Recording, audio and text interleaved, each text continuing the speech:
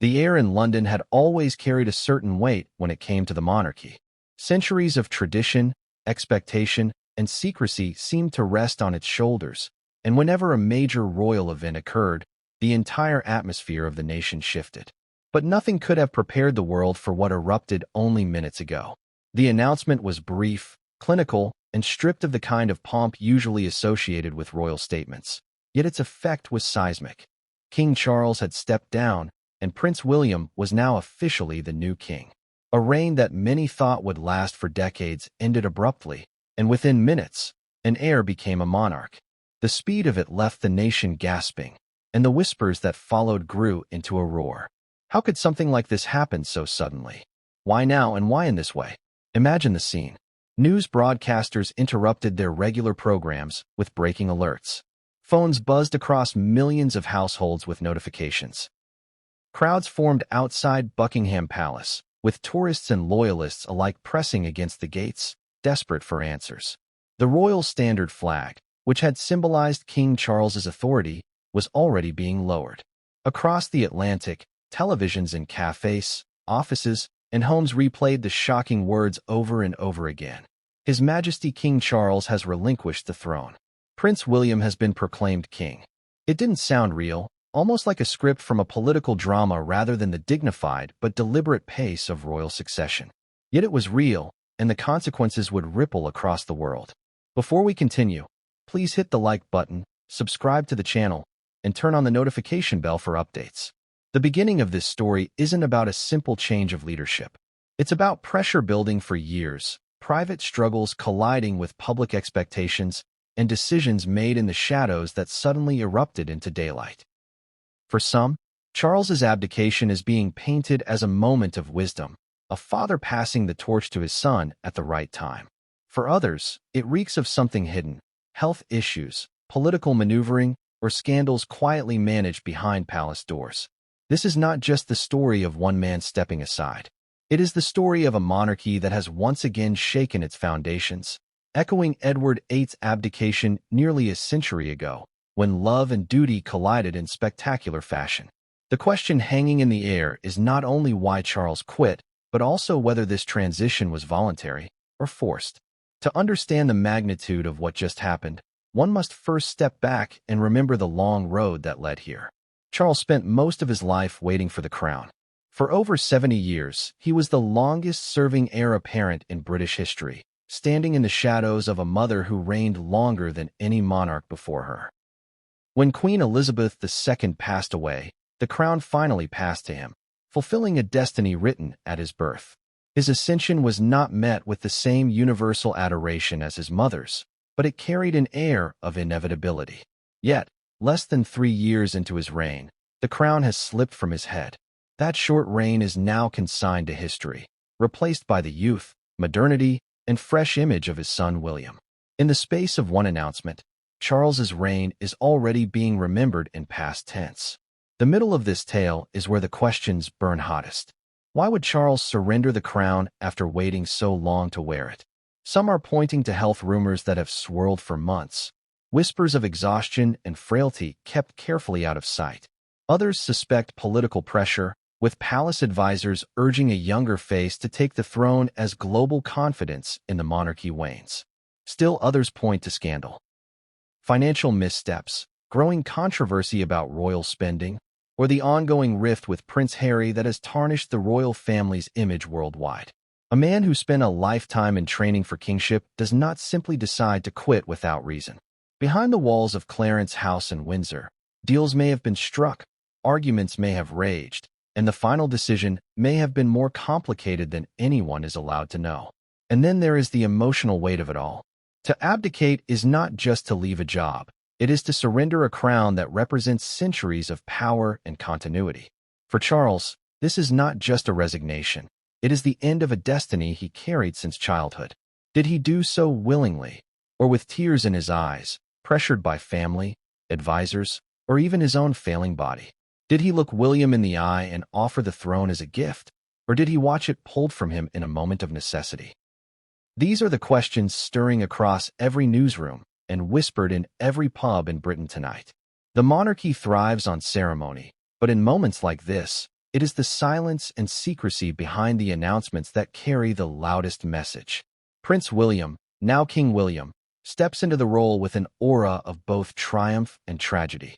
For years he has been groomed for this position, balancing the legacy of his mother, Diana, with the heavy expectations of being the future of the crown. But he likely did not expect to wear the crown so soon, nor under circumstances so sudden.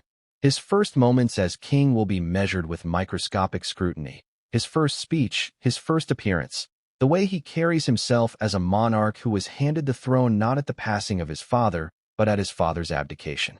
It changes the narrative of his reign before it even begins. Instead of inheriting through the natural order, William begins his kingship with the lingering shadow of a father who quit, and with it, questions that may haunt him for years. The end of this introduction circles back to the broader impact on the world. Monarchies rely on stability, continuity, and a sense of unshakable permanence. But tonight, that permanence has cracked. Commonwealth nations will reconsider their ties. Political leaders will debate the constitutional consequences. The British people themselves are divided. Some celebrate the fresh face of William and Kate at the helm, while others mourn what feels like a betrayal by a king who didn't fulfill his promise. This moment is bigger than Charles or William. It is about the monarchy's survival in an era where loyalty is fragile and scandals spread faster than ever. The story we are about to unfold is not simply about one man stepping aside. It is about hidden motives, emotional turmoil, and the reshaping of the monarchy in real time. What really happened behind palace walls? What does this mean for the future of William, Kate, Harry, and the entire royal institution? And most importantly, why now? The answers lie not just in the headlines, but in the emotions, power struggles, and unspoken truths that led to this shocking moment. As the story unravels, the only certainty is that history has been rewritten before our eyes, and nothing about the monarchy will ever be the same again. The silence following the announcement was as deafening as the news itself. Across Britain, there was an eerie pause, as if the nation itself was holding its breath. When Queen Elizabeth II passed, the sorrow united people in mourning. But this was different. There was no natural passing, no inevitable transition of time. This was a sudden handover, abrupt and jarring, as though the very rhythm of the monarchy had been broken mid-step. The introduction of King William into the global stage was not preceded by the familiar mourning rituals, but rather by a thunderclap of uncertainty. For many, it felt like being thrust into an unexpected chapter of history without any warning. That disorientation is at the core of why this story has struck such a raw chord. Consider what abdication means within the fabric of royal tradition. It is not just rare, it is almost unthinkable. Only once in modern history had Britain witnessed it, when Edward VIII relinquished the crown in 1936 for the woman he loved, plunging the monarchy into crisis. That event still lingers in textbooks and documentaries as a cautionary tale. Now, less than a century later, another king has stepped down, not for love, but for reasons yet shrouded in secrecy. This parallel alone sends chills down the spines of those who know royal history, because the word abdication is more than a resignation. It carries with it the weight of scandal, shame, or sacrifice. And so, the question must be asked, was Charles protecting himself, protecting the monarchy, or simply too weary to continue? The middle stretch of this unfolding drama lies in the motivations and the unspoken conversations that shaped this decision.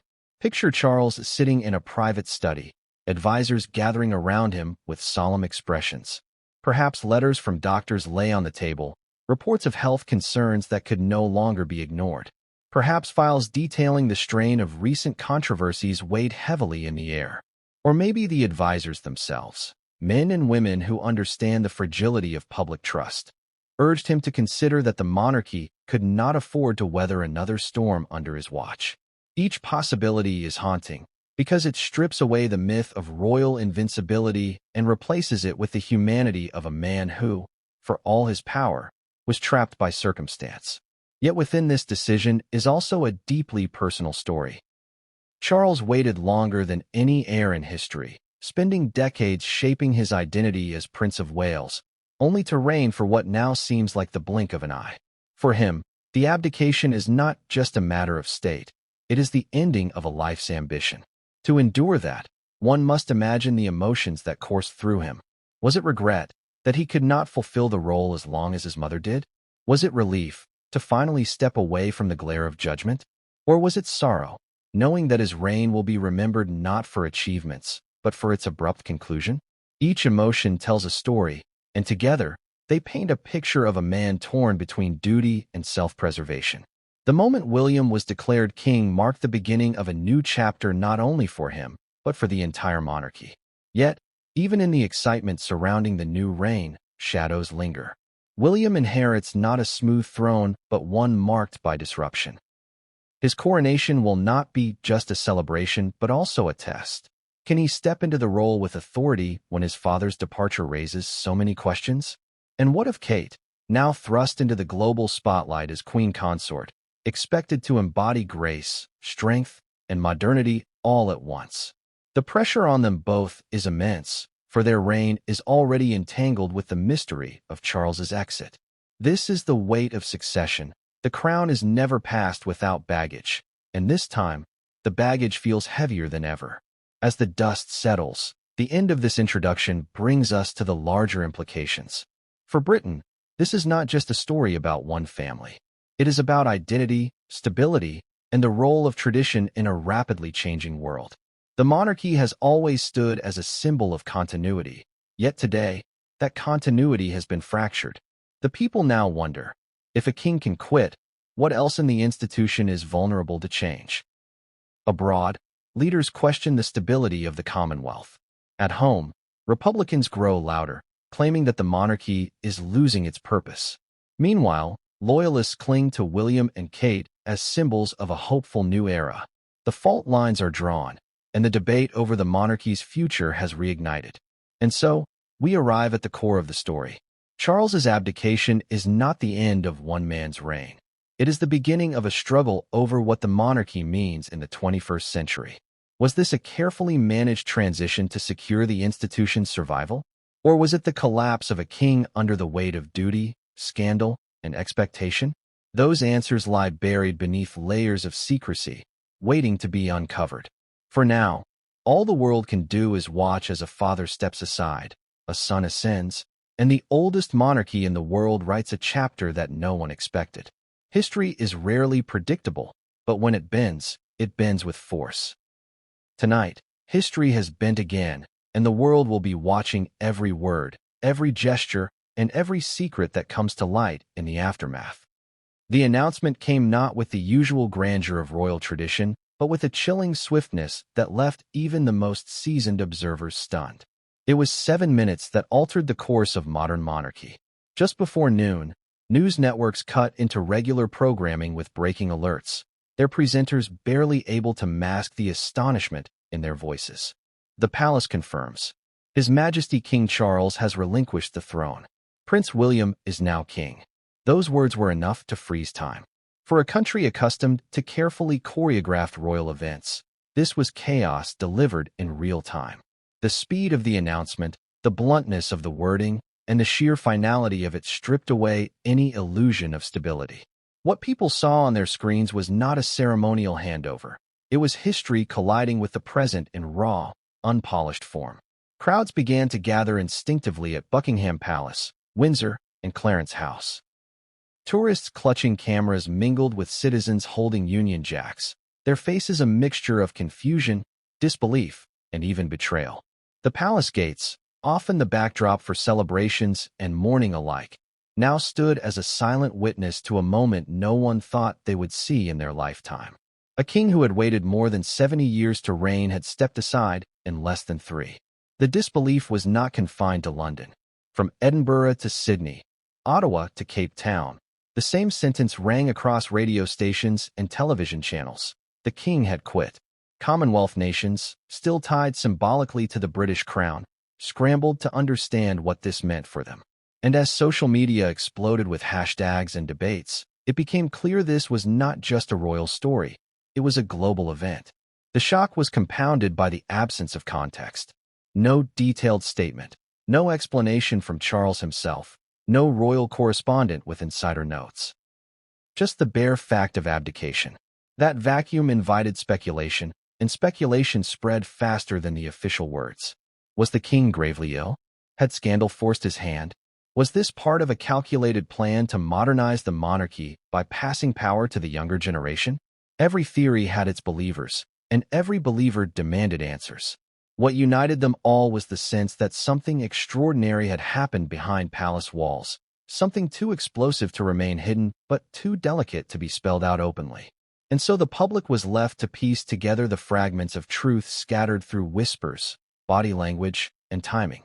Television footage captured the atmosphere in real time. Reporters stationed outside Buckingham Palace described the strange mixture of stillness and frenzy, the stillness of the gates, the frenzy of speculation. Some bystanders cheered at the prospect of William and Kate ascending, seeing it as a new era for the monarchy. Others wept, unable to comprehend why Charles, after so long and waiting, would abandon his crown so soon. The faces of older generations reflected the weight of déjà vu, recalling the abdication of Edward VIII, though this time the context was utterly different. Still, the word itself, abdication, carried a sting. It was a word rarely spoken in Britain without attaching it to scandal or shame, and now it was back in circulation, reshaping the narrative of Charles's reign into something abrupt and unfinished. The announcement also triggered a scramble within political circles. The Prime Minister was briefed only moments before the public, underscoring how tightly controlled the decision had been. Parliament's reaction was subdued, with leaders of different parties struggling to frame their statements while avoiding any hint of panic. For the government, the monarchy is not merely symbolic, it is a constitutional anchor. Any sudden disruption to that anchor ripples through politics, diplomacy, and public morale. The swift proclamation of William as king was designed to contain those ripples, but the shockwaves could not be avoided. A seamless transition was the goal, yet the very fact that it was necessary raised more questions than it answered. Internationally, the shock echoed in capital cities around the globe. In Washington, the White House issued a carefully worded statement acknowledging the change while praising the continuity of the monarchy. In Canberra, debates flared almost instantly over republicanism, with politicians seizing the moment to argue that if a king can walk away, so too can the Commonwealth nations. In the Caribbean, where Republican sentiments had already gained traction, the abdication was seen by some as confirmation that the monarchy's time was nearing its end. Each nation interpreted the shock through its own lens, but collectively, the global stage was watching Britain not as a bastion of tradition, but as a monarchy in motion, unpredictable and fragile. The most telling reactions, however, came not from politicians or commentators, but from ordinary people. In pubs, workplaces, and living rooms, conversations turned rapidly from surprise to suspicion. He must be ill. Something's being covered up. They forced him out. Each voice added another layer to the mystery. The monarchy has always thrived on the balance of spectacle and secrecy, but in this case, secrecy seemed to outweigh everything else. By announcing the end of a reign without explanation, the palace inadvertently invited every Briton to imagine the explanation for themselves. And imagination, unchecked by facts, is a dangerous force. It turned a single statement into a breeding ground for rumor, conspiracy, and unease. Even the royal family's body language added to the shock. Cameras captured William and Kate leaving Clarence House just hours after the announcement. Their faces solemn, their movements controlled. William gave no speech immediately, perhaps out of respect for his father, perhaps because the moment was too raw. Kate, often the emotional anchor of the couple, looked steady but distant, as though aware that the entire world was scrutinizing her every step. Their silence spoke volumes. It suggested not just the enormity of the change, but also the uncertainty surrounding it. The question lingered. Did they know this was coming, or were they as stunned as the public? In either case, the responsibility now rested firmly on their shoulders. In the absence of Charles himself, the silence was deafening. For a man who had spent his life speaking on issues ranging from climate change to architecture, his sudden absence in the moment of greatest importance was glaring. If this was a voluntary decision, why not explain it personally? If it was forced, what prevented him from speaking? That silence became its own form of communication, a reminder that even in an era of constant information, the monarchy still holds the power to withhold. Yet withholding in this context only deepened the sense of rupture. People were not just shocked by the abdication. They were shocked by the vacuum it left behind. The initial announcement, then, was not merely a transfer of titles. It was a rupture in the story of the monarchy itself. The British monarchy is built on ceremony, symbolism, and narrative continuity. To see that continuity disrupted without explanation left the nation grappling with unease. It was as if a familiar story had been torn from its pages mid-sentence, replaced with a new chapter that no one had prepared to read. And in that disruption lies the true shock. Not only that Charles quit, but that he quit in a way that left more questions than answers. By the time evening fell, the shock had not worn off. Crowds outside the palaces grew larger, television debates grew louder, and social media continued to churn with speculation. The royal family had acted with unprecedented speed, but speed did not equate to clarity. Instead, it magnified the drama, leaving people clinging to fragments of information, desperate for a fuller story. The nation had received its answer. Charles was no longer king, but the why remained a void. And in that void, the monarchy's future was being redefined before the eyes of the world. The first chapter of this story, the shocking announcement, ends where it began, with silence and disbelief. 7 minutes of words had undone 70 years of waiting and less than 3 years of reign. What follows now is not just a new king, but a nation grappling with uncertainty. And as William prepares to take the throne, the unanswered questions will hang over every step he takes. The abdication was the spark. The firestorm is only beginning. Behind the grandeur of the royal announcement lay a story far more turbulent than the public could see. While the world stood stunned at the news of King Charles's abdication, inside the palace walls, the hours leading up to that moment were marked by hushed conversations, urgent consultations, and the kind of tension that can fracture even the most disciplined of households. The monarchy is known for projecting calm and stability, yet those corridors have witnessed centuries of whispers, rivalries, and decisions that reshaped the course of history. This moment was no different. If the public announcement was shocking, the private buildup was even more so, an unfolding storm of emotion, secrecy, and unspoken truths. Imagine the scene in Clarence House in the early hours of the morning. Heavy curtains drawn, the air thick with anticipation, aides pacing silently, as if their footsteps themselves might trigger scandal. In one room sat Charles, papers scattered on the desk before him, letters, reports, perhaps even medical notes. His face, lined with the burden of years of waiting, carried something new, resignation. He had lived a lifetime preparing for this role, and yet in these moments he was preparing to surrender it. Advisors came and went, their voices hushed, their expressions unreadable. Each word uttered in those chambers carried the weight of the monarchy's future, yet each silence carried even more.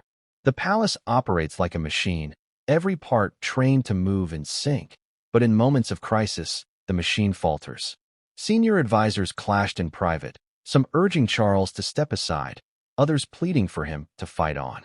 Some argued that William was ready, his image polished and strong enough to carry the monarchy forward. Others insisted that an abdication would echo scandal, risking destabilization at a time when global confidence was already fragile. The arguments may have grown heated, but the palace's iron discipline ensured that none of it spilled out into public view. Still, within those walls, there was no mistaking the cracks that would soon reshape the monarchy itself. The royal family, too, was not spared from the storm. Camilla, always at Charles's side, reportedly played a central role in the discussions. Was she the steady hand encouraging him to choose what was best for his health and legacy? Or was she, as some whisper, a force urging him to step down to shield both of them from further strain? No one outside those walls can say for certain, but what is undeniable is that her voice mattered, perhaps more than any other. The queen consort is not simply a partner in title. She is the confidant whose counsel shapes a king's decisions. On that day, her counsel may have been decisive. Then there was William. For years he had been preparing to lead, but always with the understanding that his time would come after his father's reign had run its course. The abruptness of this transition changed everything. Reports suggest he was summoned in the early morning, ushered into the same room where the decision was crystallizing. To see his father, not in the role of monarch, but in the vulnerable role of a man surrendering the crown, must have been shattering. Their conversation remains a mystery, but the weight of it lingers in William's silence following the announcement. Did Charles ask for his son's forgiveness? Did William try to resist the throne being thrust upon him so suddenly? The palace may never release these details, but history has a way of forcing truths into light eventually. As the morning wore on, the machinery of the palace clicked into place. Legal documents were prepared, advisors rehearsed the exact wording of the announcement, and plans for William's immediate proclamation were finalized. Every step had to be measured, precise, and above all, fast. The longer the palace delayed, the more likely the story would leak prematurely. And so, decisions that would normally take months of preparation were condensed into hours. By mid-morning, it was no longer a debate. It was a countdown. Within those walls, the monarchy had already shifted. The public was simply waiting to be told. The secrecy surrounding these discussions added to the drama. Even senior staff members were left in the dark until the last possible moment. Guards, aides, and clerks sensed the tension but were offered no explanation. The palace thrives on discretion, yet even in its silence, the energy of crisis spread like fire. By the time Charles's abdication was made public, those who had been present inside knew they had witnessed something unprecedented. They also knew that history would never capture the full depth of what had unfolded that day. The monarchy's greatest weapon is its ability to shield its inner workings from public scrutiny, but on days like these, the weight of those secrets grows heavier. What cannot be ignored is the possibility that Charles himself was not entirely in control of the decision. Health reports, perhaps more serious than publicly acknowledged, may have been laid out before him, painting a future where he could not endure the physical demands of kingship. Political pressure, perhaps whispered in his ear by ministers fearful of declining public trust, may have pushed him to the edge. Or there could have been matters even darker, scandals looming that demanded a clean break before they consumed the throne. None of these possibilities can be dismissed outright, for history teaches us that abdications rarely happen for simple reasons. They are usually the result of layers. Personal, political, and emotional, woven into a single, unavoidable decision. Behind palace walls, family dynamics also played a role. The rift with Harry lingered heavily, and the idea of reconciling that fracture seemed increasingly impossible under Charles's reign. William, with his steadier public image, was seen as the one who could bring balance back to the family's reputation. That may have been a factor in convincing Charles that his departure was not only about him, but about the monarchy's survival. If his reign had begun under the shadow of family division, perhaps his abdication was a way of lifting that burden from the institution. Yet, for a man who had waited decades, it must have been agonizing to admit that stepping aside was the best path forward. As the announcement drew closer, one final act remained. Charles himself had to sign the documents. Witnesses described the moment as both solemn and surreal. A king, only recently crowned, placing his signature on the papers that ended his reign. The pen scratched across the page with the finality of history itself. In that moment, the palace ceased to be merely a symbol of power. It became the stage for one of the most consequential decisions in royal history. Advisors stood by, silent, knowing they were watching something that would echo for centuries. When the signature was complete, Charles leaned back, his face unreadable. Resigned? Relieved? Broken? The truth was locked behind his expression, known only to him in the shadows of the room. The announcement to the public was carefully timed, but within those walls, the atmosphere was not triumphant. There was no cheering, no sense of victory. Only gravity, the awareness that they had crossed a threshold from which there was no return. In private, perhaps tears were shed. Perhaps hands were clasped in solidarity. Or perhaps, in true royal fashion, emotions were suppressed, replaced with the steely resolve to move forward. Whatever the case, the moment the doors opened and the statement was delivered, the palace itself seemed to exhale, as though it too had been holding its breath. This chapter, behind the palace walls, reveals not the polished facade but the raw truth of power at its most fragile. Monarchies project strength, but their survival often depends on moments of vulnerability, decisions made in silence, away from the eyes of the public. What unfolded in those rooms before the abdication was not just politics. It was humanity, a father facing his limits, a family torn between duty and loyalty, and an institution fighting to preserve itself.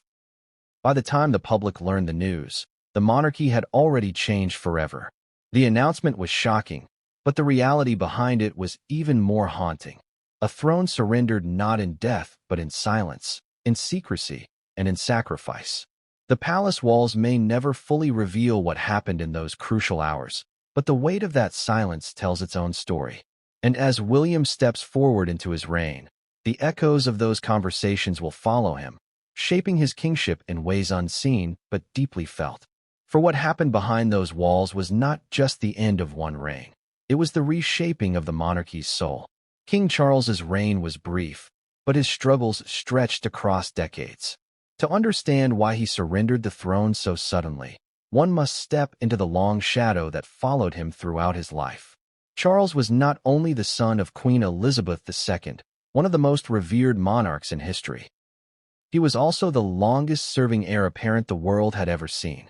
From childhood, he bore the weight of knowing his destiny, yet he was often portrayed as awkward, misunderstood, and ill-suited for the role the world expected him to play.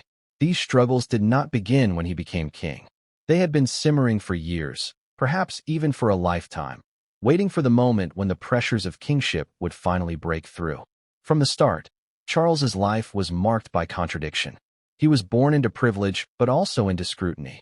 Every action he took as Prince of Wales was dissected by the press, his failures magnified, his strengths often overshadowed by the brilliance of others. Unlike his mother, who projected stoic resolve and rarely showed emotion, Charles was sensitive, contemplative, and sometimes indecisive. Those qualities made him human, but they also made him vulnerable in a monarchy that thrives on unwavering confidence. The very personality that defined him clashed with the demands of the throne.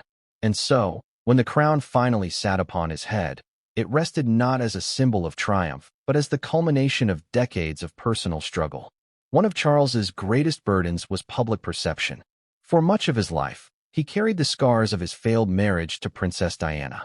Though years had passed and his relationship with Camilla had finally gained legitimacy, the ghost of Diana never truly left him. She remained in the hearts of the public, an eternal symbol of compassion and tragedy, while Charles was too often cast as the man who failed her. Even as king, that shadow lingered. Every public appearance brought comparisons. Every speech was measured against the memory of a woman who, though gone, continued to define the royal narrative. To wear the crown while haunted by that legacy was perhaps one of his greatest struggles, a reminder that his reign would never fully belong to him alone. His health, too, had long been a subject of speculation. Though the palace was careful to downplay any serious conditions, whispers circulated constantly. Was the king strong enough to endure the relentless demands of modern monarchy? His gaunt appearance at times fueled rumors of illness. Long schedules, international travel, and the weight of constant scrutiny would be grueling for any man, let alone one in his 70s. For Charles, whose reign began later in life than any monarch before him, time was always his greatest enemy. While his mother had reigned with vigor well into her 90s, Charles began his reign already burdened with the frailties of age. Each public outing was examined as a test of his vitality, and each falter, however small, was magnified as a sign of weakness. But beyond health and image, Charles faced another formidable challenge: the era itself. The world he inherited as king was not the world his mother knew. Global trust in institutions had eroded. Social media amplified every scandal, every misstep, turning private whispers into worldwide debates within minutes. In an age where the monarchy itself was under constant question, Charles had to fight not only to lead, but to justify the relevance of the crown. That battle was relentless, and for a man already weary from decades of waiting, it became an uphill climb he may not have had the strength to endure. His speeches on climate change, architecture, and spirituality were earnest, but they often clashed with the perception of an out-of-touch monarch. His ideas, once celebrated in smaller circles, were now weaponized by critics who questioned whether a king should hold such outspoken views. Family dynamics added yet another layer of torment. The rift with Prince Harry and Meghan Markle was not just a personal pain. It was a public spectacle that cast the monarchy into controversy again and again. Every interview, every memoir, every accusation from across the Atlantic seemed to strike at Charles's reign. As father and king, he was forced to balance personal heartbreak with institutional responsibility, a task that seemed impossible. His attempts at reconciliation faltered, and the bitterness grew. For a monarchy that prides itself on unity, this division was a scar that no public statement could heal. Each headline about Harry and Meghan became another reminder of Charles's inability to control the narrative of his own family, let alone the nation. Financial scrutiny also haunted his reign. Questions about royal spending, estate management, and charitable foundations followed him closely. Reports linking him to controversial donations or questionable financial practices were enough to stir unease. Though none of these allegations were ever enough to topple him, the mere presence of scandal chipped away at his authority. A king is meant to embody integrity, yet Charles found himself defending against criticisms that he was entangled in the very kind of elitism and impropriety that Republicans used to argue against the monarchy. Each controversy, whether substantiated or not, drained his reign of energy and credibility. The struggle within Charles was also deeply personal. Those close to him often described him as a man torn between duty and desire, between the role he was born into and the life he wished he could have lived. He loved art, nature, and philosophy. He was drawn to ideas that required reflection, not ceremony. But the monarchy allows little room for personal pursuit. Every hour of his reign was dictated by schedules, audiences, appearances, and state duties. For a man who longed for contemplation, this was a prison made of gold. The contradiction was cruel.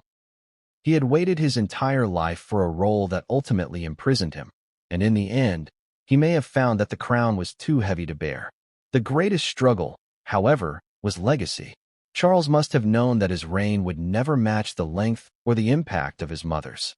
Queen Elizabeth II was a monarch who defined an era, whose image was imprinted on generations. Charles's reign, by contrast, began late and was immediately beset by challenges.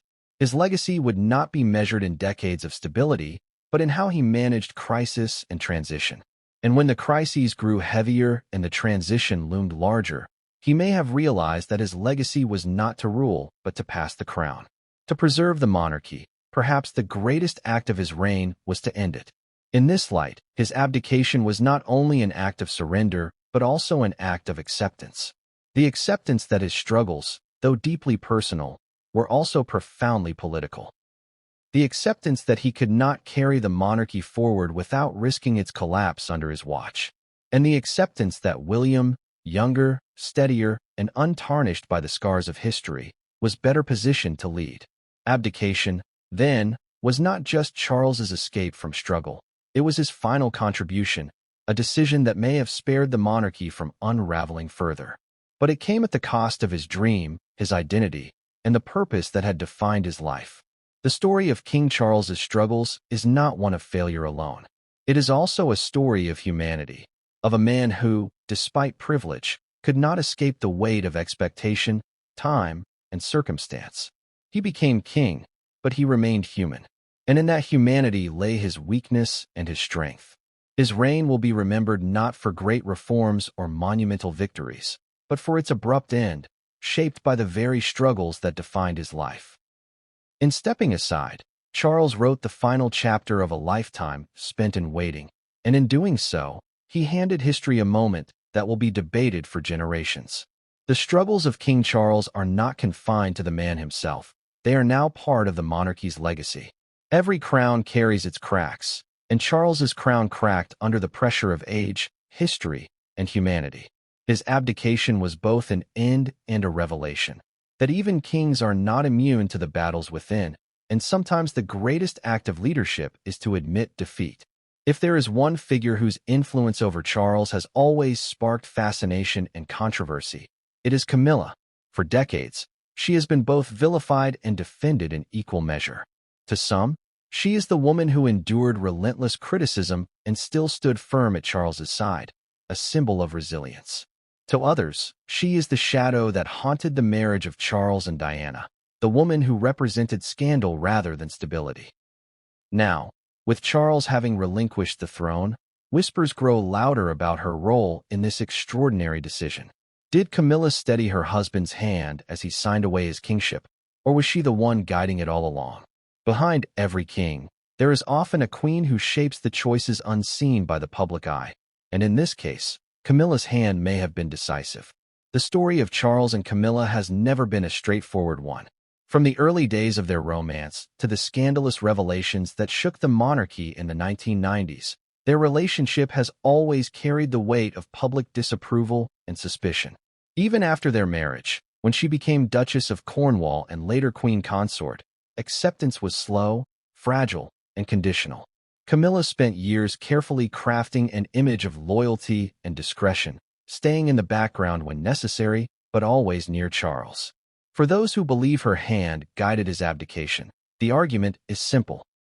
She has always known the toll that kingship took on him, and she may have convinced him that stepping aside was the only way to preserve his health, his dignity, and perhaps even the monarchy itself.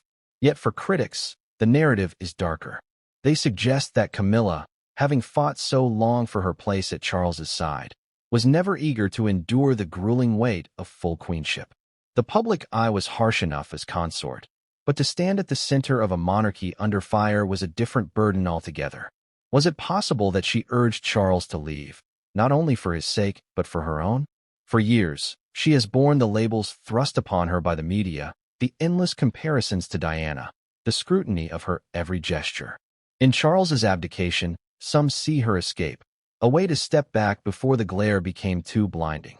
To these observers, her hand was not merely supportive, it was strategic. Inside the palace, Camilla's role has always been more complex than public perception suggests.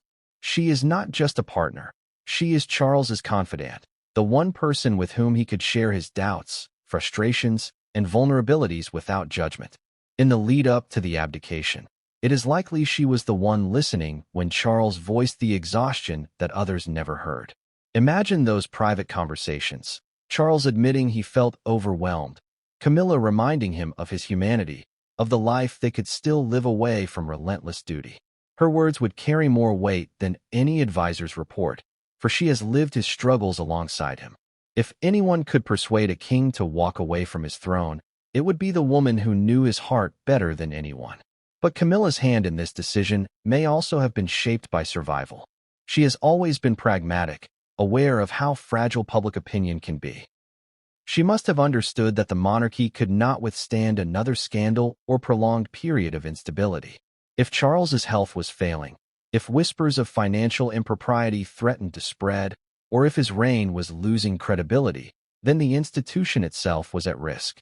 By encouraging him to step aside, Camilla may have believed she was preserving the monarchy for William and Kate, ensuring that the family's future was not consumed by her husband's struggles. To make such a choice would not have been easy, but Camilla has proven time and again that she possesses the steel to make difficult decisions when others cannot. For William and Kate, Camilla's influence is a double-edged sword. On one hand, she may have helped smooth the path for their ascension, quietly managing Charles's exit to minimize disruption. On the other, her involvement raises uncomfortable questions about power behind the throne. If she truly played a decisive role in the abdication, it suggests that the monarchy's greatest transitions are not always the product of official process, but of private persuasion. In this way, Camilla's legacy becomes entwined with Charles's. She was not only the woman he loved, but also the partner who may have shaped the most consequential decision of his life. The public's reaction to Camilla in the wake of the abdication is predictably divided. Some praise her for standing by Charles, for guiding him toward a decision that may have spared him humiliation or collapse. Others view her with suspicion, questioning whether she acted out of loyalty to him or calculation for herself. The truth, as always, is likely more complicated, a mixture of devotion and pragmatism, love and realism. Camilla has always navigated her role with quiet determination, and whether history casts her as a savior or a manipulator will depend on which story gains dominance in the years ahead. What cannot be denied is that her presence changed the course of history. Without Camilla, Charles might have fought on, clinging to the throne despite his struggles. With her, he found the strength, or perhaps the justification, to let go. Her hand may not have been visible in the official announcement, but its imprint was there all the same, shaping the outcome in ways the public will never fully see. For those who study the monarchy, this is a reminder of a timeless truth. The decisions of kings are rarely made alone. They are forged in private, influenced by the people closest to them, and carried out in the silence of personal counsel long before they reach the public stage. As Charles retreats into a quieter life, Camilla will remain by his side, no longer queen consort, but still the partner who defined his reign and its end. In the privacy of their shared moments, she will know the role she played, whether as comforter, strategist, or both. And perhaps that is how she prefers it. Her influence hidden, her hand invisible, her legacy contested but undeniable. History will debate her part for generations, but those who watched closely will always suspect that when Charles laid down his crown, it was Camilla who steadied his hand. The hand of Camilla in this story is not a side note. It is a central chapter, a reminder that the monarchy, for all its pomp and protocol, is shaped as much by human relationships as by constitutional rules. Behind every decision lies emotion, loyalty, and survival, and in this case, Camilla was at the heart of them all. Her role, whether praised or condemned, will forever remain part of the story of how a king walked away from his throne and how a monarchy shifted into a new age. For decades, Prince William lived in the shadow of a throne he knew would one day be his, yet always at a distance, always with the understanding that time and tradition would dictate the pace of his journey. He was born into destiny, shaped by tragedy, and molded by the relentless spotlight of public expectation. Now, with the sudden abdication of his father, the wait is over. The son has become the sovereign, not through the natural rhythm of succession, but through an abrupt passing of the crown that left the world in shock. William's rise is more than just the story of an heir becoming king. It is the story of a man forced into leadership at a moment when the monarchy itself is being questioned, a story of preparation colliding with the unexpected. From his earliest years, William carried the unique weight of dual identities. To his mother, Diana, he was a boy to be protected from the suffocating traditions of the monarchy, taken to McDonald's and amusement parks so he might glimpse a normal life. To his father, Charles, he was the future of the crown, groomed with the knowledge that duty would always eclipse desire. This tension defined his upbringing, instilling in him both a sense of duty and a longing for authenticity. Diana's tragic death when William was only 15 forced him into a role no child should bear. The grieving son who had to remain composed before a mourning nation. That moment etched into the public imagination the image of a young prince who carried dignity beyond his years, and it shaped the leader he would later become. As he grew older, William navigated the challenges of balancing personal freedom with royal expectation. His time at St. Andrews University, where he met Kate Middleton, revealed glimpses of the man he aspired to be, approachable, grounded, and eager to carve out some normalcy in an extraordinary life. Yet even then, he could not escape the fascination of the press or the relentless focus on his every move. Unlike his younger brother Harry, who often clashed with the constraints of royal life, William adapted to them, shaping his identity into one that blended duty with relatability. By the time he married Kate in 2011, he was already being cast as the monarchy's future hope, the figure who could modernize without abandoning tradition. Still, William's path to kingship was never meant to be rushed.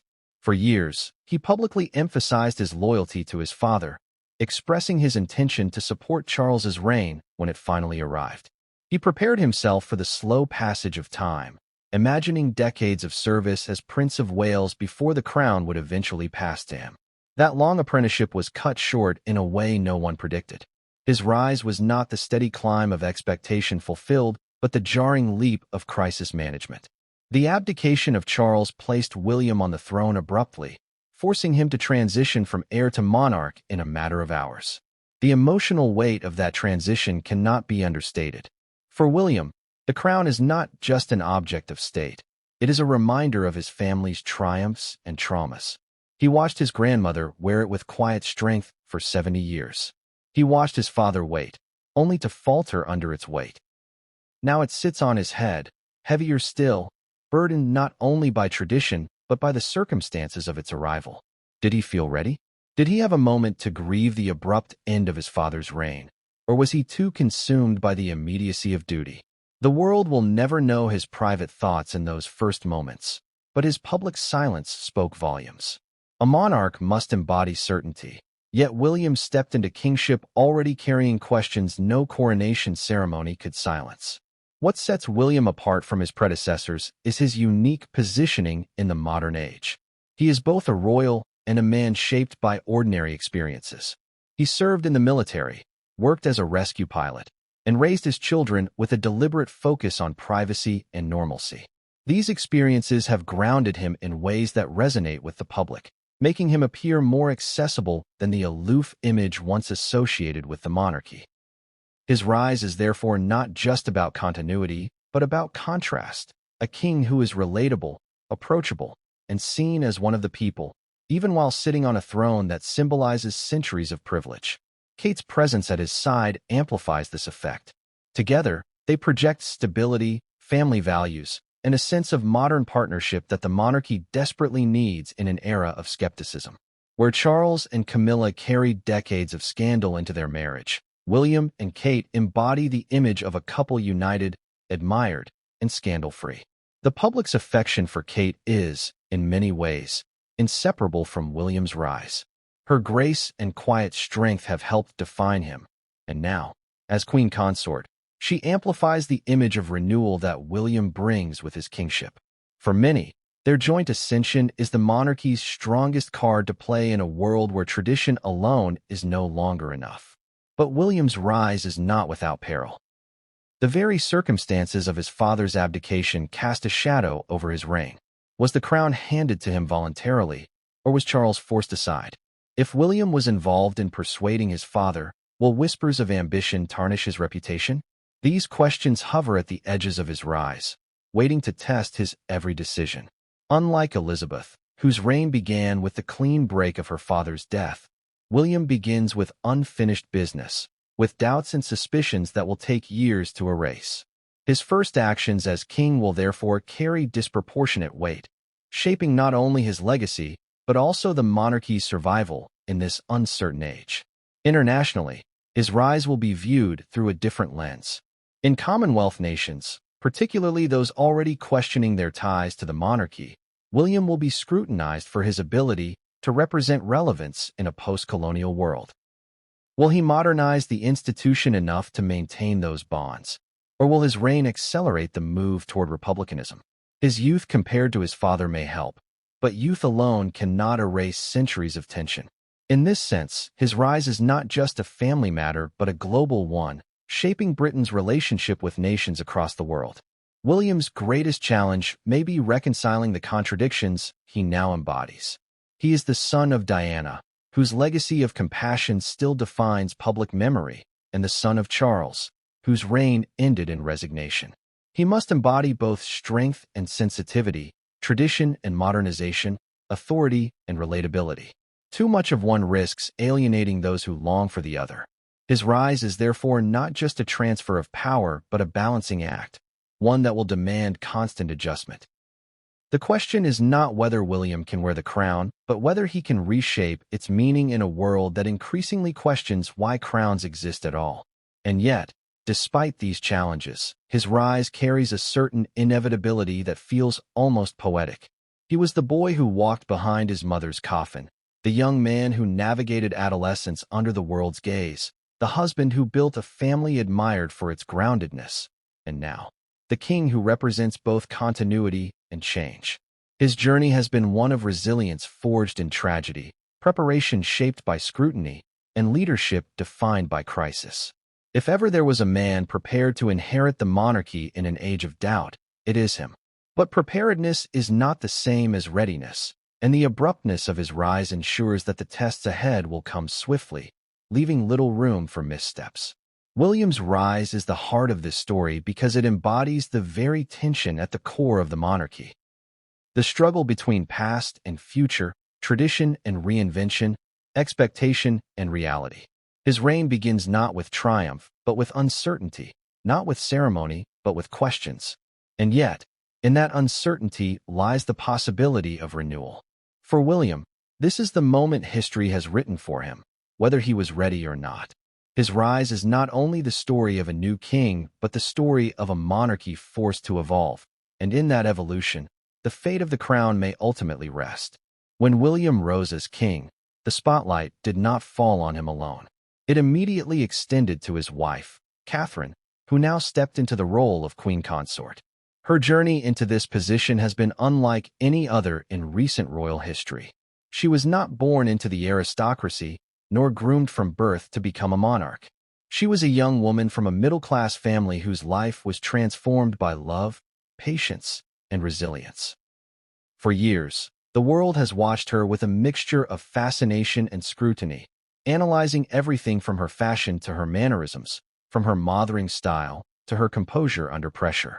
Now, her role is no longer peripheral.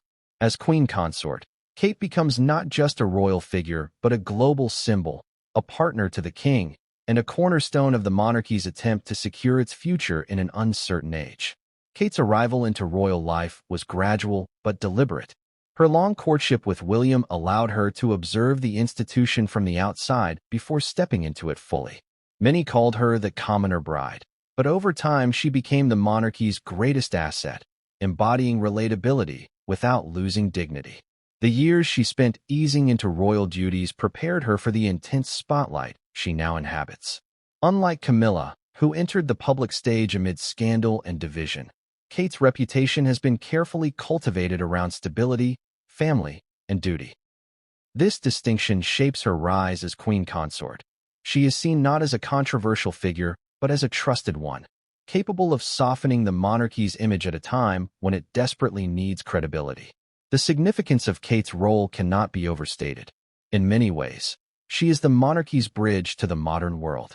Her ability to connect with people across different generations and backgrounds gives her a relatability that the institution has long lacked.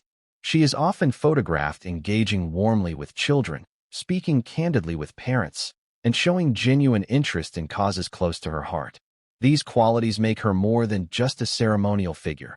They make her an anchor of compassion within a system often criticized for being cold and distant. Now, as queen consort, those qualities will be tested on a global stage, where every gesture carries symbolic weight and every word becomes a reflection of the monarchy itself. One of Kate's greatest challenges in this new role will be navigating the expectations that come with it.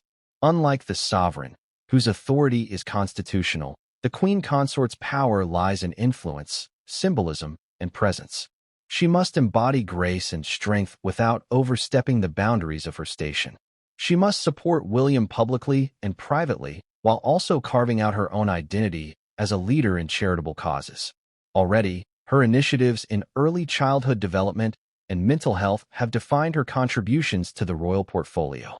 As queen consort, these projects will expand, not only shaping her personal legacy, but also serving as a reflection of the monarchy's relevance in modern society. If she succeeds, she will not just be remembered as William's wife, but as a queen who used her platform to create tangible change. The emotional weight of her position cannot be ignored either. Kate's role is not simply one of public appearances and ceremonial duties. She is also a wife and a mother, balancing the demands of raising 3 young children with the unrelenting expectations of monarchy. The visibility of her family adds another layer of scrutiny, as George, Charlotte, and Louis are now more central than ever to the monarchy's narrative. Every outing, every photograph, every anecdote will be analyzed for what it reveals about the future of the crown. Kate must ensure that her children grow up with a semblance of normalcy, while also preparing them for roles they cannot escape. This dual responsibility, to her family and to the monarchy, is one of the heaviest burdens any queen consort has carried in recent memory. Public perception of Kate's new role is, for now, overwhelmingly positive. She is admired for her poise, her humility, and her ability to remain scandal-free in an environment where missteps are magnified. Her fashion choices spark global trends, Her smile softens the image of the monarchy, and her steady presence reassures those who fear instability. But admiration comes with pressure. She is expected to embody perfection, and perfection is an impossible standard. In the months and years to come, the world will watch for cracks, for signs of vulnerability, for moments when the burden becomes too heavy. How she handles those moments will define not only her reign as queen consort, but also the monarchy's ability to adapt under William's kingship. Kate's influence also extends beyond the borders of the United Kingdom. In Commonwealth nations, where Republican movements are gaining momentum, her image may be the monarchy's strongest tool of persuasion. Unlike Charles or Camilla, whose reputations carry decades of controversy, Kate represents freshness and stability. She is viewed as someone who embodies service rather than entitlement, compassion rather than detachment. Her role in international visits will be crucial in shaping how the monarchy is perceived abroad.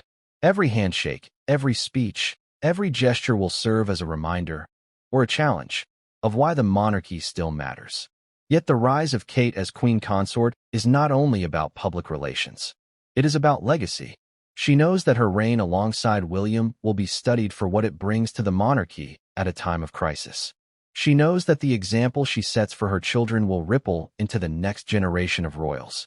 And she knows that her every choice will either reinforce or undermine the monarchy's claim to relevance in the 21st century. In this sense, her role is not simply ceremonial. It is existential. She is not only the queen consort of William, but also the guardian of the monarchy's future, entrusted with shaping its image for decades to come. The symbolism of Kate's ascension is powerful. For years, the monarchy was defined by Diana's legacy, by the story of a young woman consumed by the pressures of royal life. Now, her son's wife steps into that role, carrying both the echoes of Diana and the promise of something new. Kate's journey is in many ways the monarchy's answer to its critics, a narrative of resilience, relatability, and renewal. Whether that narrative endures will depend on her ability to navigate the challenges ahead, but for now, her presence is the monarchy's strongest reassurance. As William takes on the crown, Kate takes on the role of queen consort with a steadiness that will shape how the monarchy is judged in this turbulent time. She is more than a partner. She is a symbol of continuity, a force of balance, and a figure of immense importance in the unfolding story. Her rise is not a footnote to William's reign. It is a chapter in its own right, one that may ultimately define how history remembers this transition.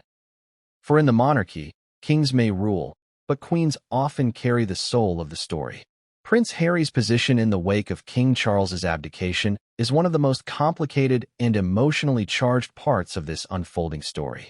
While William now steps into the role of monarch, carrying the weight of history and responsibility, Harry finds himself further removed from the crown than ever before, both physically and emotionally. For years, Harry has been cast as the spare, the younger brother whose destiny was never to rule, but to support. He left Britain seeking freedom, carving a life with Meghan in California, away from the suffocating traditions of the monarchy. Yet, in this moment of historic transition, his absence is more glaring than ever.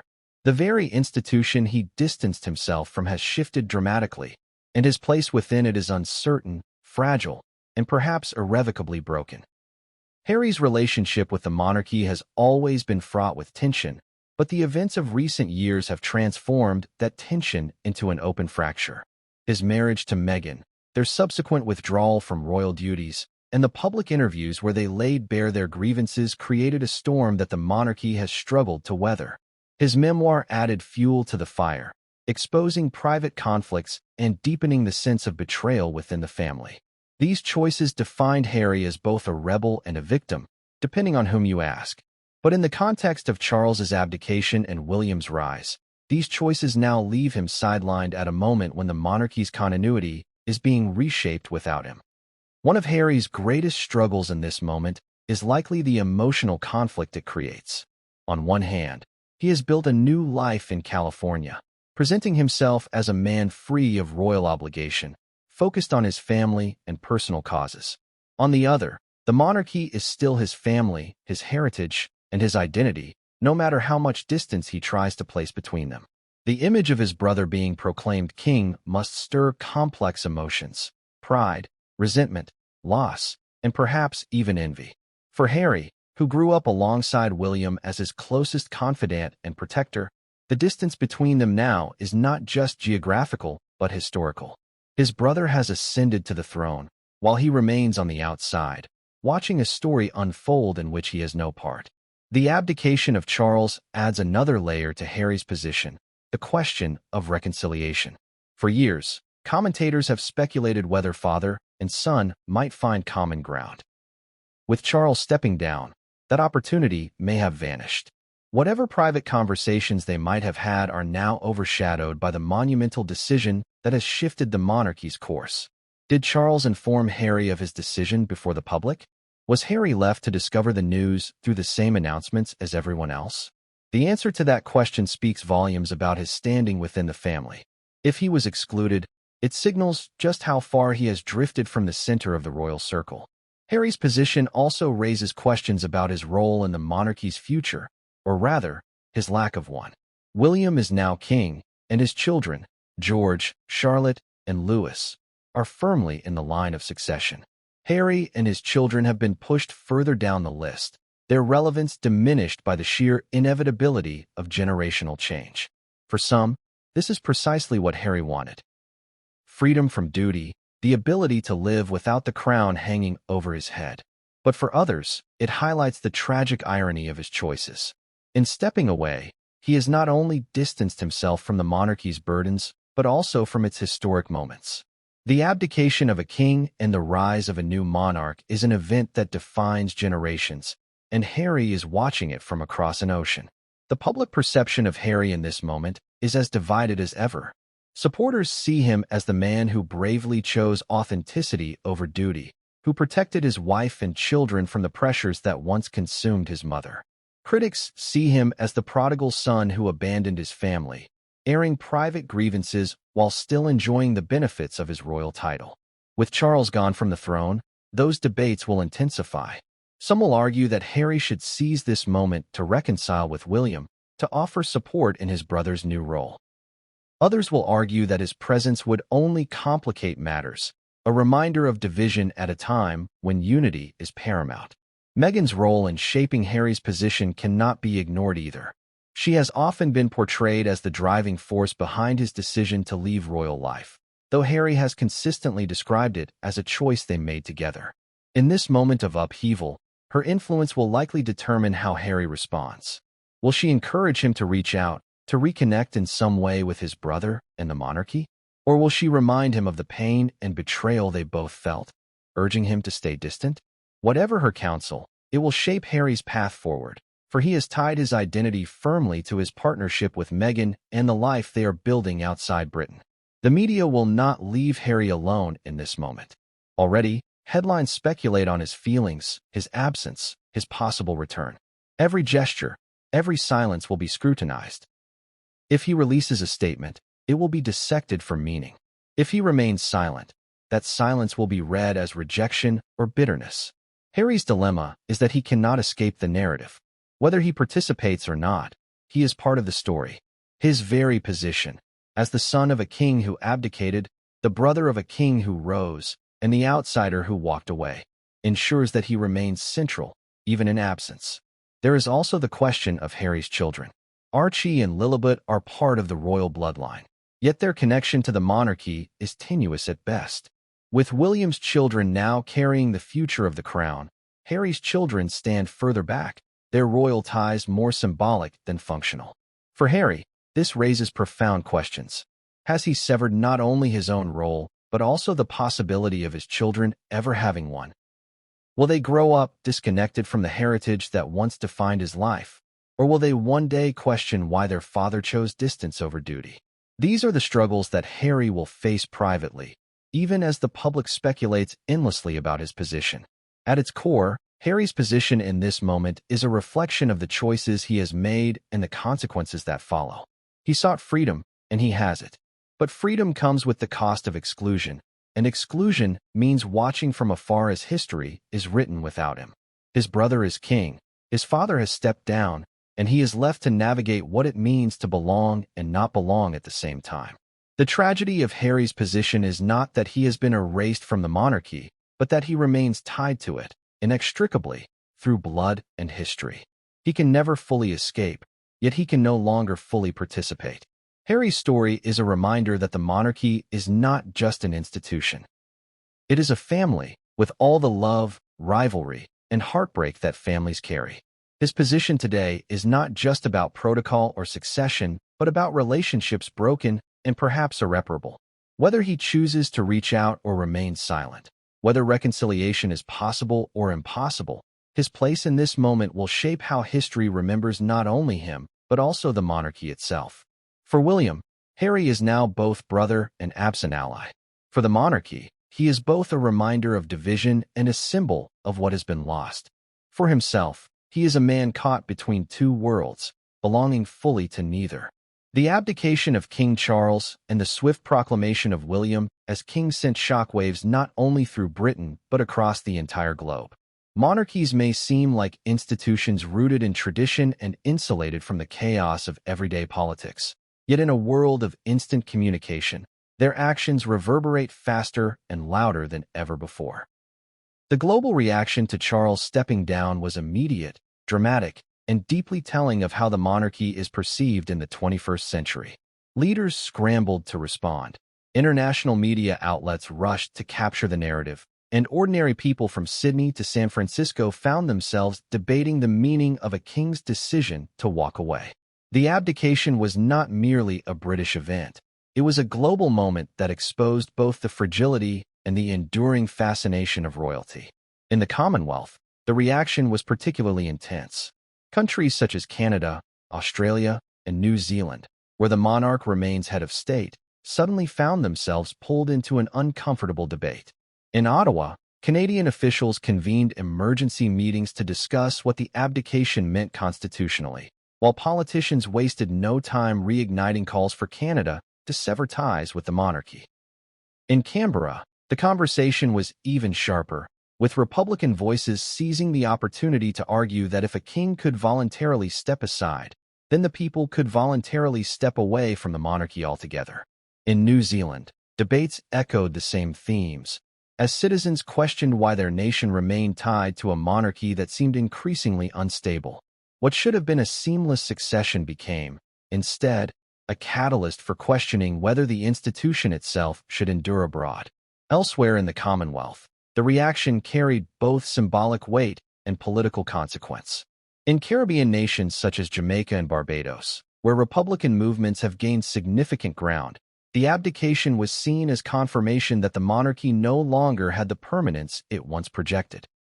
Leaders there spoke openly about the need to re-examine their constitutional ties, framing William's rise as a chance to reconsider whether the British crown still reflected their identity.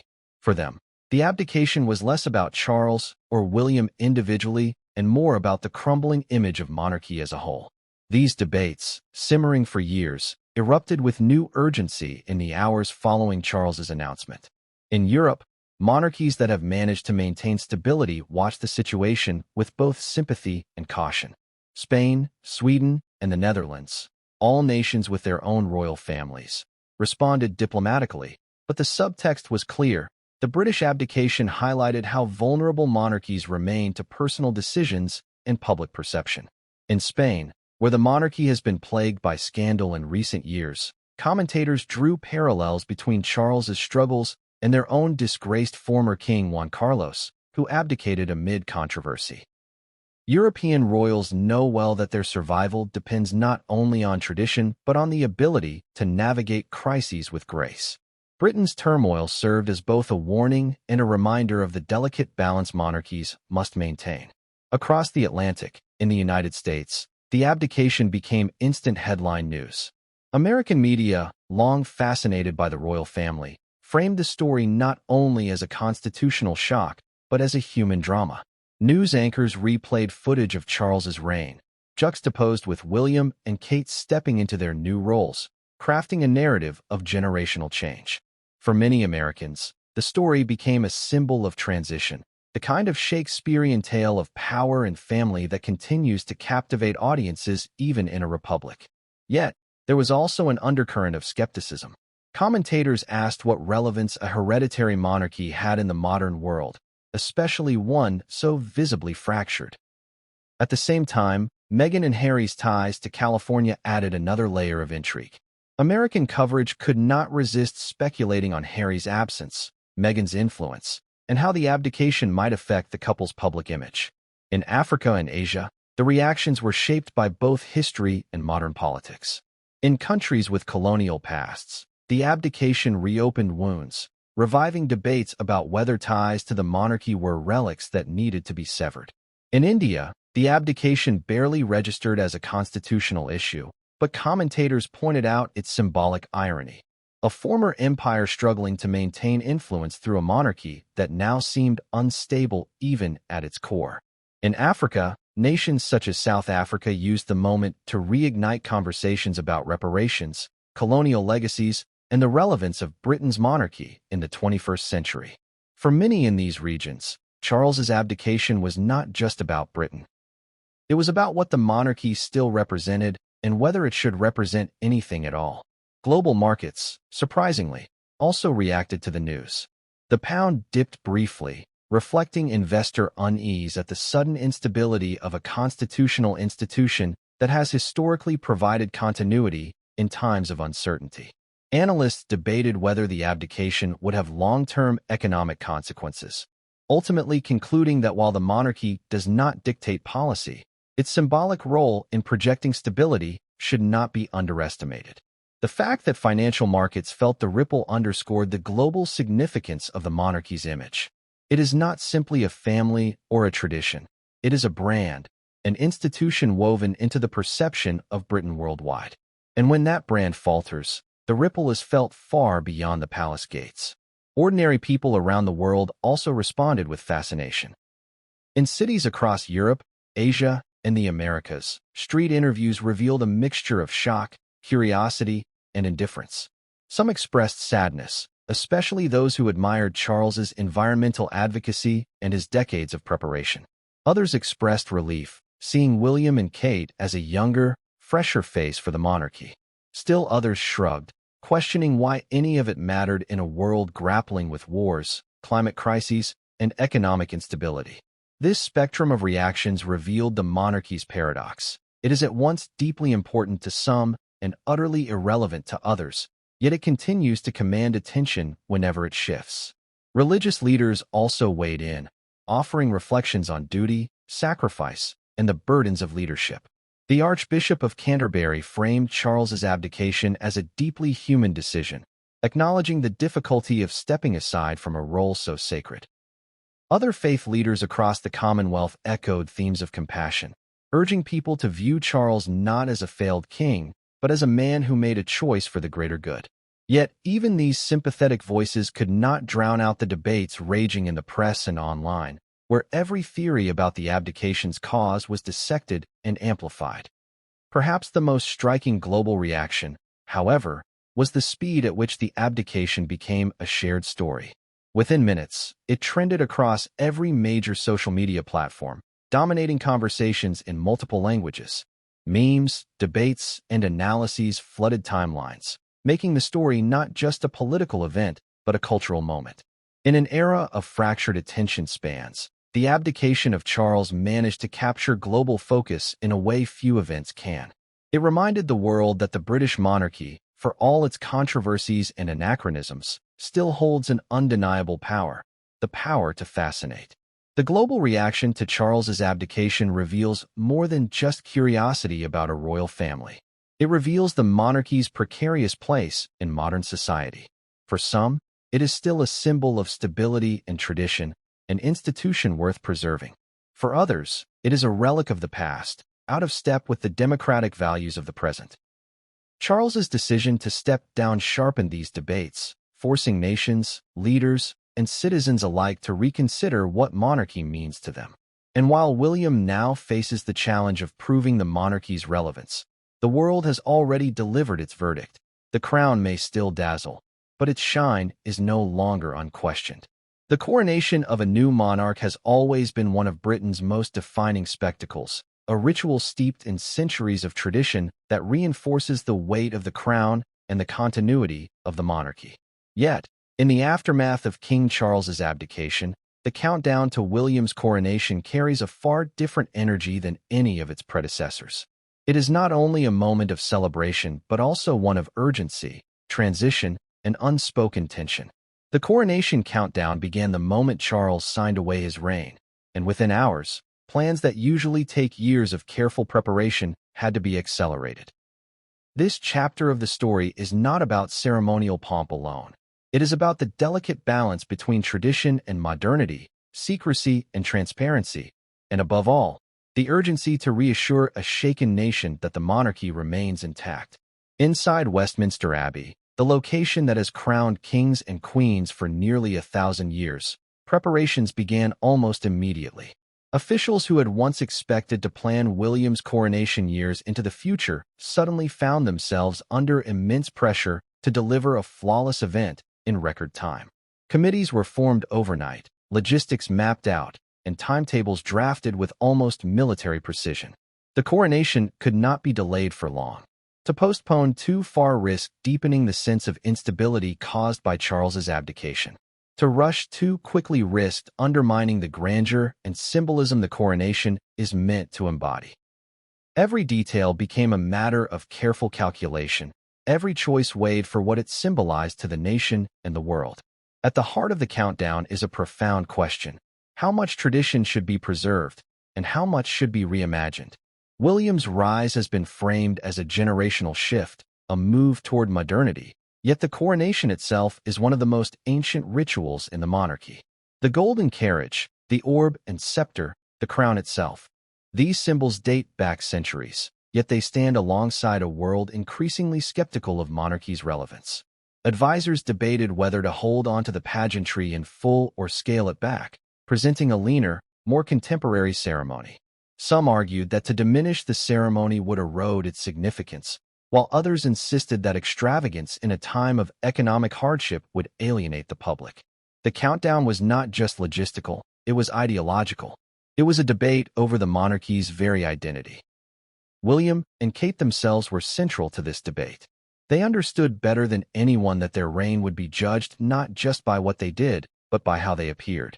The coronation was their first and perhaps greatest opportunity to define their image.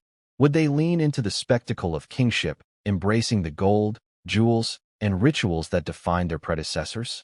Or would they choose simplicity, crafting a narrative of humility and accessibility that reflected the values of a new generation? These were not abstract questions. Every decision about seating, music, clothing, and even the length of the ceremony carried symbolic weight.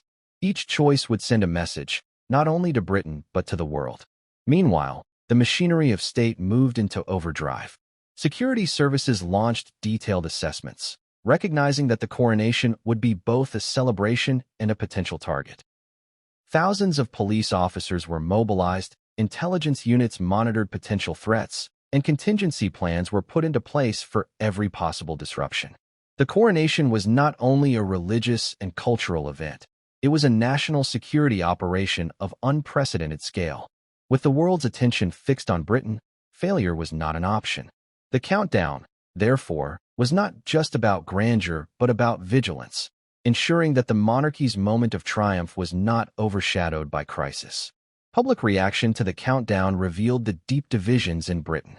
For some, the prospect of William's coronation was a moment of excitement, a chance to witness history, to cheer for a king and queen they admired. For others, it was a reminder of privilege and inequality, an outdated ritual that wasted money in a time of hardship. Social media became a battleground, with hashtags celebrating the coronation clashing against those calling for its abolition. The monarchy's survival depends as much on public perception as on tradition, and the countdown highlighted just how contested that perception has become. The coronation was not merely an event. It was a referendum of sorts, a test of whether the monarchy could still inspire loyalty in a fractured society. Behind the scenes, rehearsals began quietly, shielded from the public eye. Choirs prepared ancient hymns, clergy reviewed centuries-old rituals, and royal aides choreographed every step of William and Kate's journey through Westminster Abbey. The moment when the crown would touch William's head had to be perfect, not only for the cameras, but for the symbolism it carried. In that instant, the world would see the end of uncertainty and the beginning of a new era. Yet perfection is never guaranteed, and the pressure on every participant was immense. In the countdown to the coronation, even the smallest details, a misplaced note, a faltering step, carried the weight of history.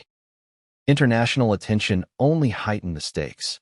Leaders from across the world prepared to attend, their presence a reminder that the monarchy is not only a British institution but a global spectacle. For allies, the coronation was a chance to reaffirm ties. For critics, it was an opportunity to point out the contradictions of monarchy in a modern age.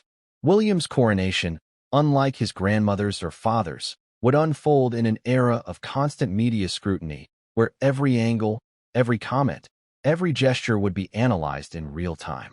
The countdown, therefore, was not only about preparing for the ceremony, but about preparing for the narrative that would surround it.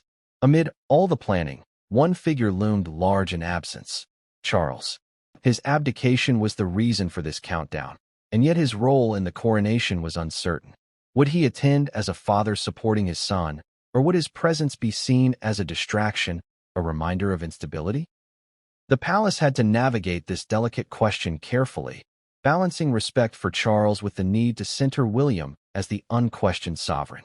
The countdown was not only about the future, but also about managing the echoes of the past.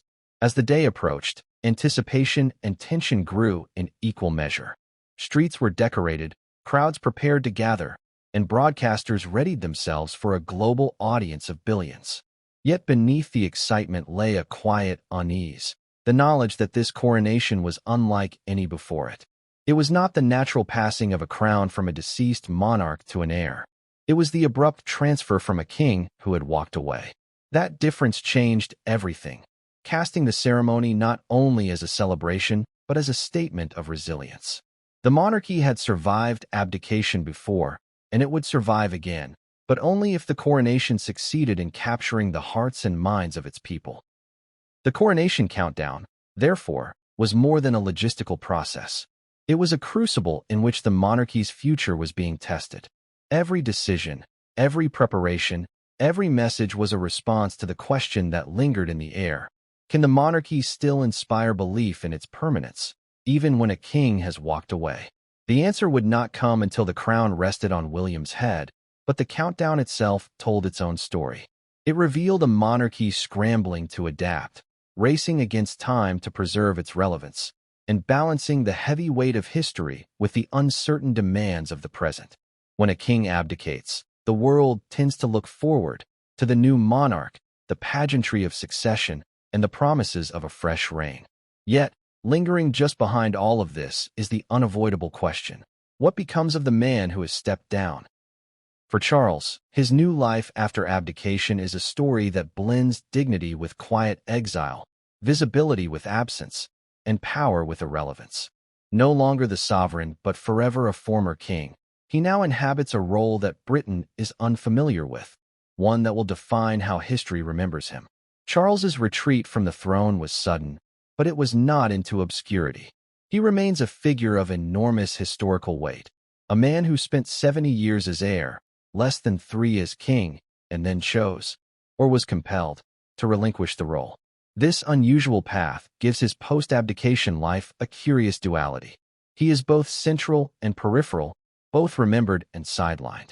Unlike Edward VIII, whose abdication was tainted by scandal and exile, Charles is not vanishing into disgrace.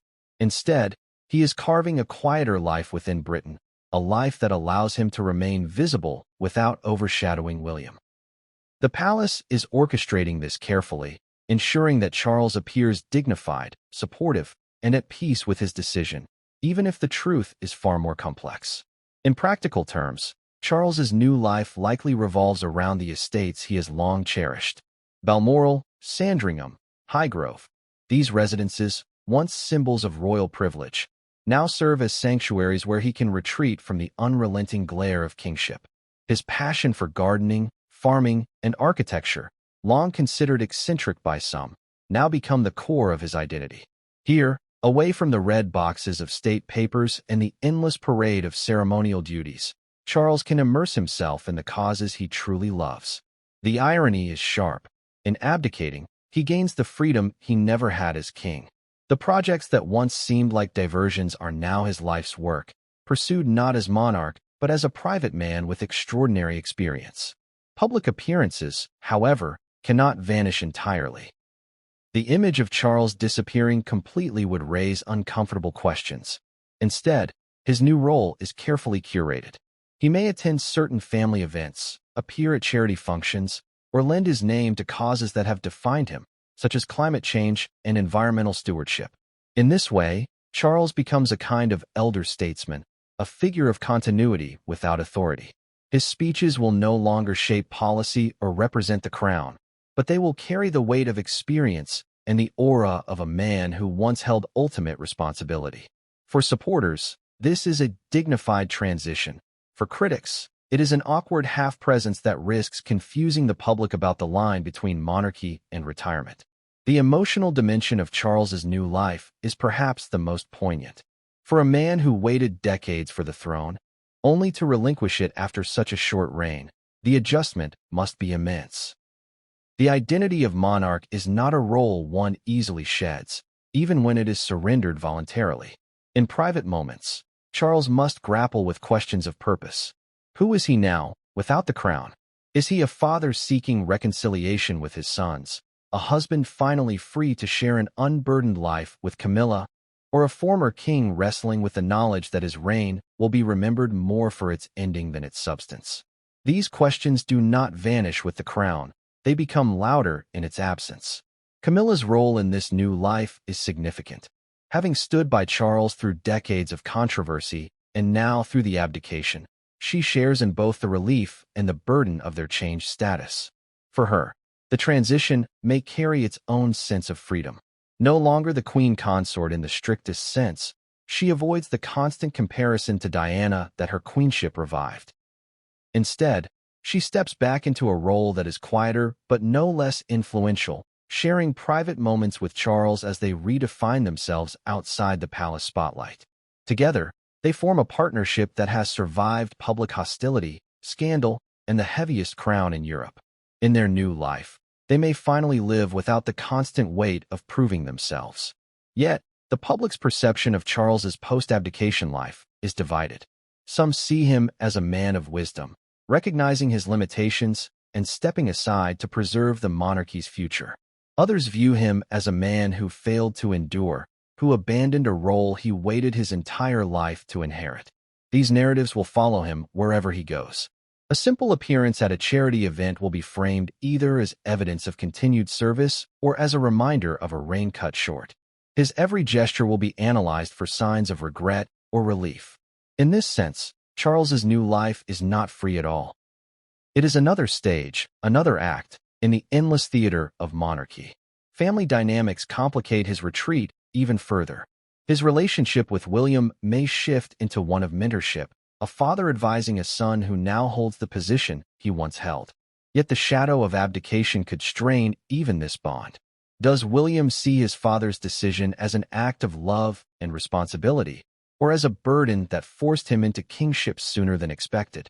Their private conversations will never be made public, but their public appearances together will offer glimpses of their dynamic. With Harry, the challenge is even greater. Charles's abdication may close doors that were already nearly shut, hardening the distance between them. In his new life, Charles must navigate not only his personal identity, but also the fractured state of his family, knowing that reconciliation may remain elusive. Charles's legacy will also be shaped by how he conducts himself in his new life. If he embraces humility, devotes himself to service, and avoids overshadowing William, he may be remembered as a monarch who stepped aside with grace. If he appears bitter, indulgent, or too present in the affairs of state, he risks being seen as a distraction. The careful choreography of his post-abdication existence is therefore as important as the abdication itself. The palace will strive to control the narrative, but ultimately, Charles's own choices will define how he is remembered. There is also the matter of history. Charles is now part of a rare club, monarchs who abdicated. His story will forever be compared to Edward VIII, though the contexts differ profoundly. Edward's abdication was scandalous, tied to love and defiance of duty. Charles's is framed as an act of necessity, a surrender shaped by age, health, or political pressure. Yet both share the same fundamental truth. They disrupted the continuity of monarchy by choosing to leave rather than being taken by death. History will weigh Charles's decision carefully, and his new life will serve as the postscript to that weighing. Every choice he makes now will feed into that verdict, every appearance shaping the story of a king who quit. In the quiet moments of his new life, Charles may find the peace that eluded him as king, walking the grounds of his estates, tending to his gardens, reading in solitude. These are the pursuits that once seemed secondary but now form the essence of his days. For a man who often spoke of harmony with nature, perhaps it is fitting that his reign ends with a return to the soil, to simplicity, to the rhythms of life that kingship never allowed. Yet even here, the crown lingers, an invisible weight he will carry to his final days. He may no longer wear it, but it will always define him.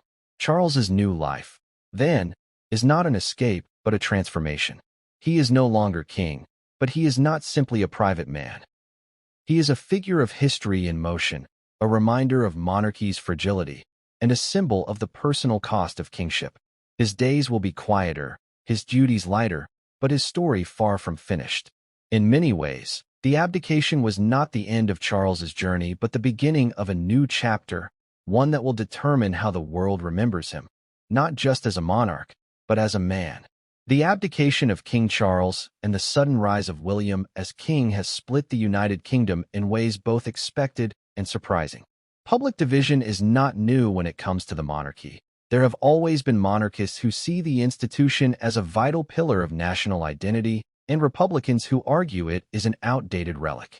But the manner of Charles's exit, the abruptness of his decision, and the uncertainty surrounding his motives have deepened these divisions.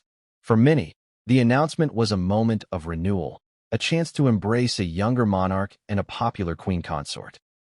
For others, it was a betrayal, the abandonment of duty by a man who waited his entire life only to step aside. The streets of Britain, the commentary on television, and the endless chatter online all tell the same story. The nation is split, not only about Charles, but about what monarchy itself means in this moment. On one side are those who welcome the change.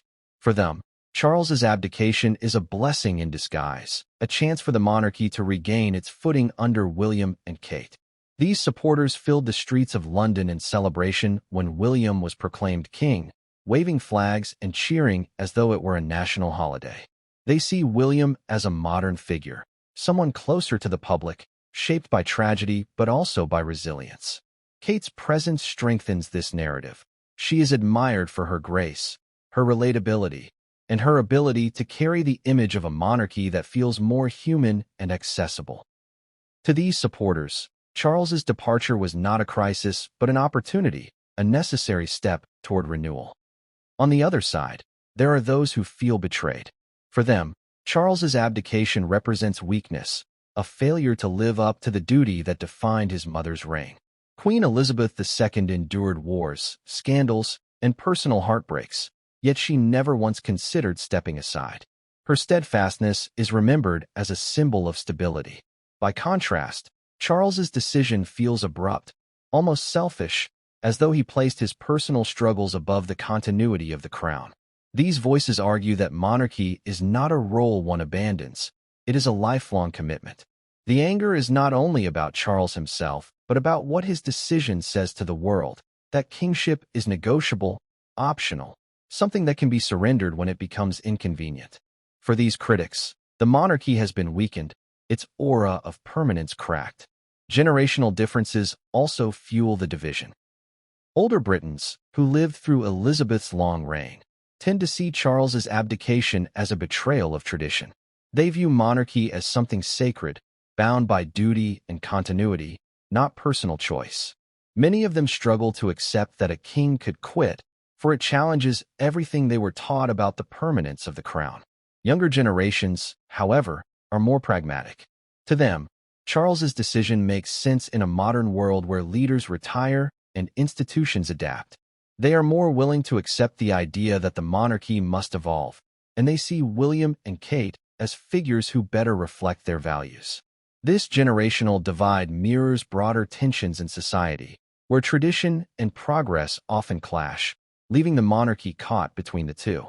Public protests highlighted this split. In cities like London and Edinburgh, pro-monarchy crowds gathered in celebration, while Republican activists staged demonstrations, carrying placards that read, "Not my king," and calling for the monarchy's abolition.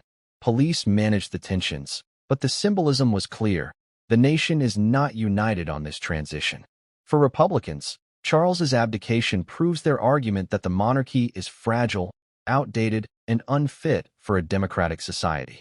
For monarchists, the very fact that William ascended so seamlessly proves the opposite, that the monarchy remains strong, able to adapt even in moments of disruption. Each side uses the same event to strengthen its own narrative, deepening the divide rather than bridging it. Media coverage reflects this division as well. Tabloids hailed William and Kate as the monarchy's saviors, splashing their photographs across front pages with headlines proclaiming a new era. Broadsheets, by contrast, asked harder questions. What really pushed Charles to abdicate? What secrets remain hidden behind palace doors? Television debates grew heated, with commentators clashing over whether this was a moment of progress or decline. Social media amplified every argument, with hashtags celebrating William's rise trending alongside calls for Republican reform. The conversation is not simply about one king stepping down, but about the meaning of monarchy itself in modern Britain. There is also a regional dimension to the divide.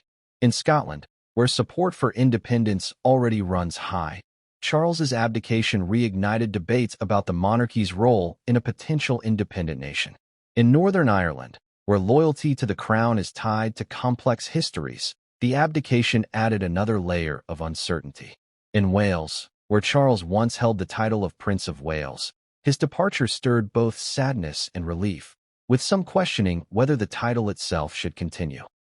The monarchy has always been a unifying symbol for the United Kingdom, but this moment revealed the fractures within the Union, fractures that could widen as William begins his reign. For the monarchy itself, managing this public division is perhaps its greatest challenge. William and Kate must reassure supporters while also addressing critics. They must embody continuity without appearing tone-deaf to modern concerns. Every public appearance, every speech, every gesture must be carefully crafted to bridge divides. Yet, no matter how hard they try, the very existence of an unelected monarchy will always invite criticism. The abdication has sharpened that criticism, turning it from abstract debate into urgent conversation. Can a monarchy survive if it no longer projects permanence? Can it adapt enough to satisfy skeptics without alienating traditionalists? These are the questions that now dominate public discourse. For ordinary Britons, the division is felt not only in politics, but in personal identity. For some, the monarchy is a source of pride, a link to history, a symbol of continuity in uncertain times. For others, it is a reminder of inequality, of privilege enshrined in law, of an institution that no longer reflects who they are. Families, friends, and communities find themselves debating the monarchy with a passion usually reserved for politics or sport. The abdication has made the monarchy immediate, personal, and unavoidable. It is no longer a distant institution. It is a topic at dinner tables, in classrooms, in workplaces, and in pubs across the nation. The public division surrounding Charles's abdication is not simply a passing phase. It has become part of the monarchy's story, a reminder that the crown does not exist in isolation from the people. The monarchy's survival has always depended on its ability to inspire loyalty, but loyalty is not guaranteed. It must be earned, nurtured, and renewed with every generation. William's rise offers a chance to rebuild that loyalty, but the division sparked by his father's departure will not vanish easily.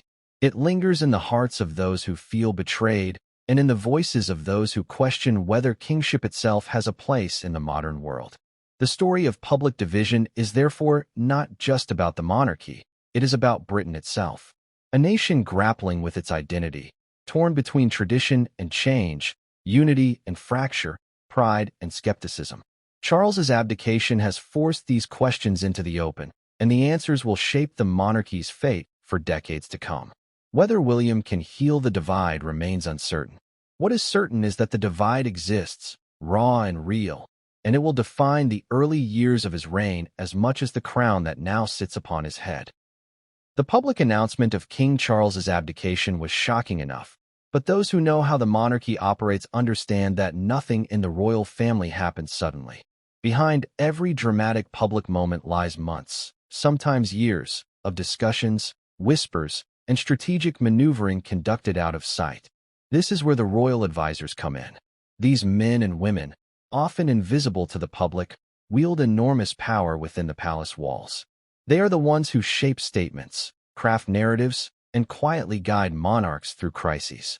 The story of Charles's abdication is not only about the king's struggles or William's rise.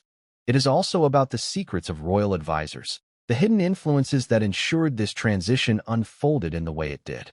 From the earliest days of his reign, Charles was surrounded by a circle of advisors who knew his weaknesses and strengths.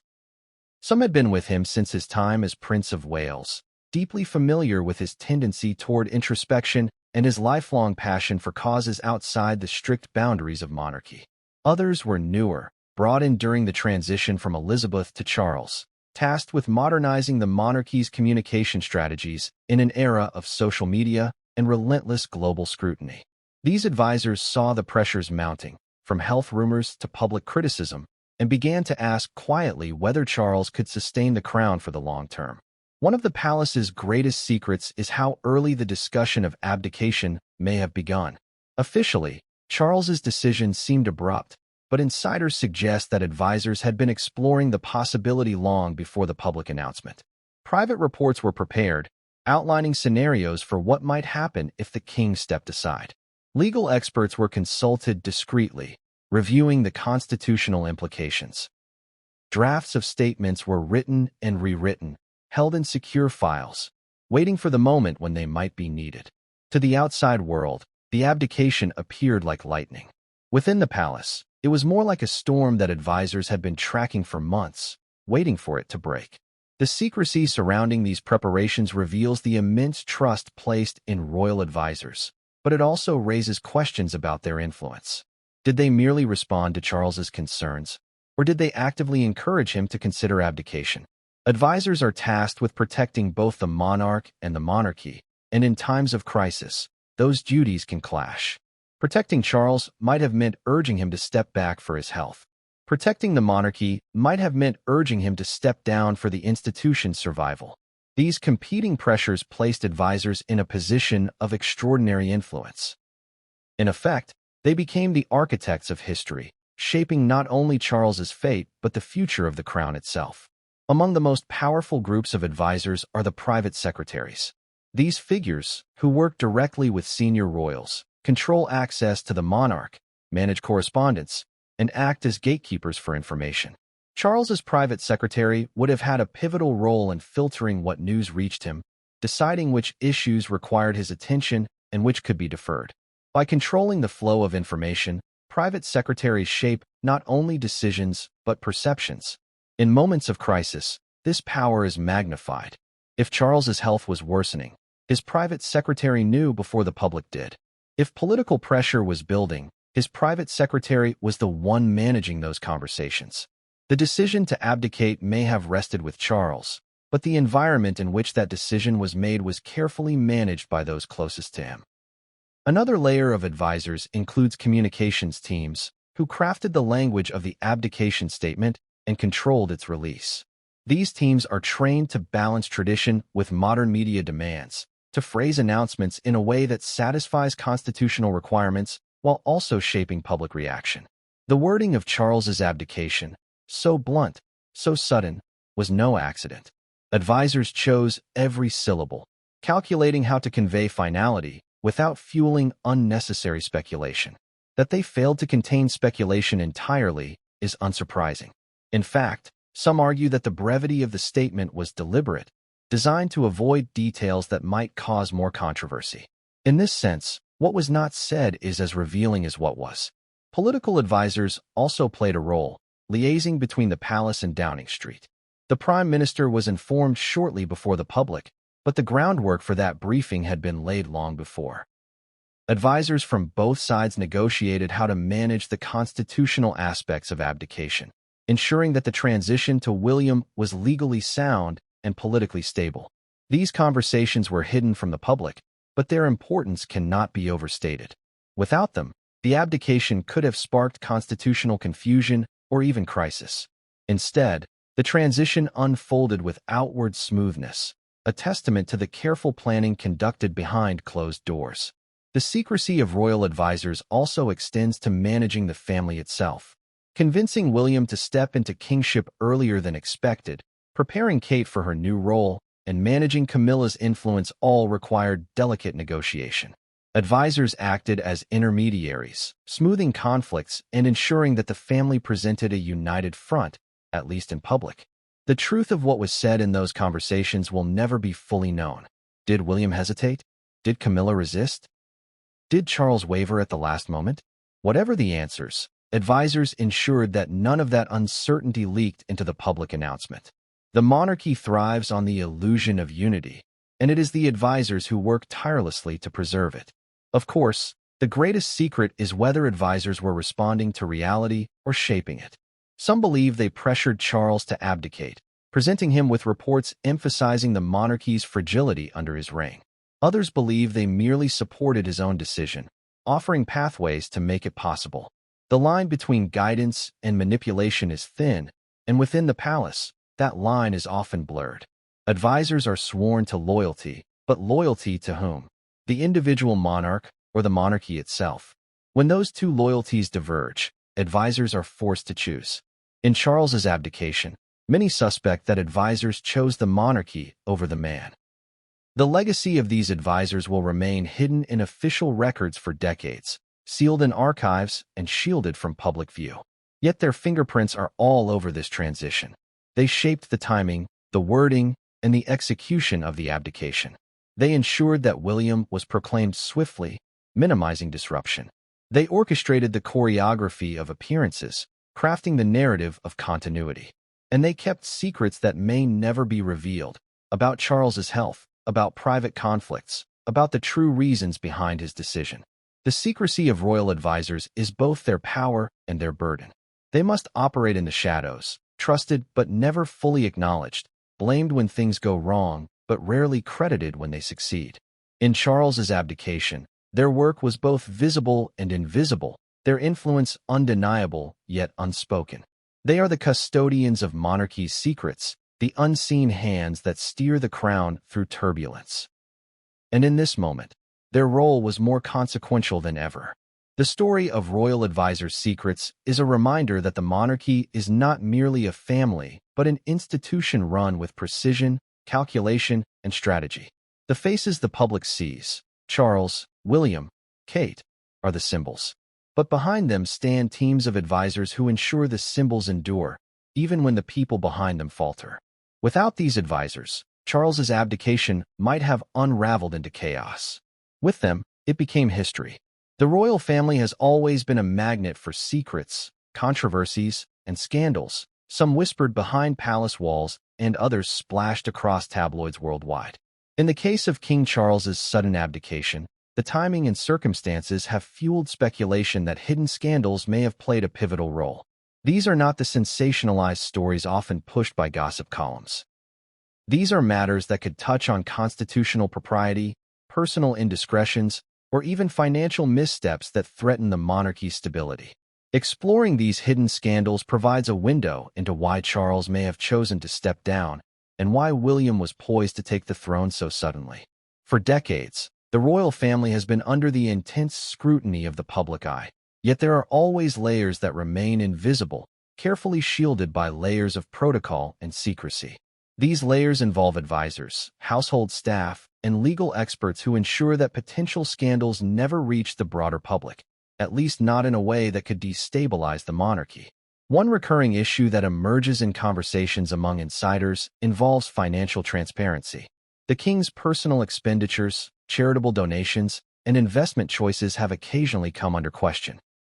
Advisors have had to navigate delicate investigations, sometimes quietly covering or redirecting matters that could become public controversies.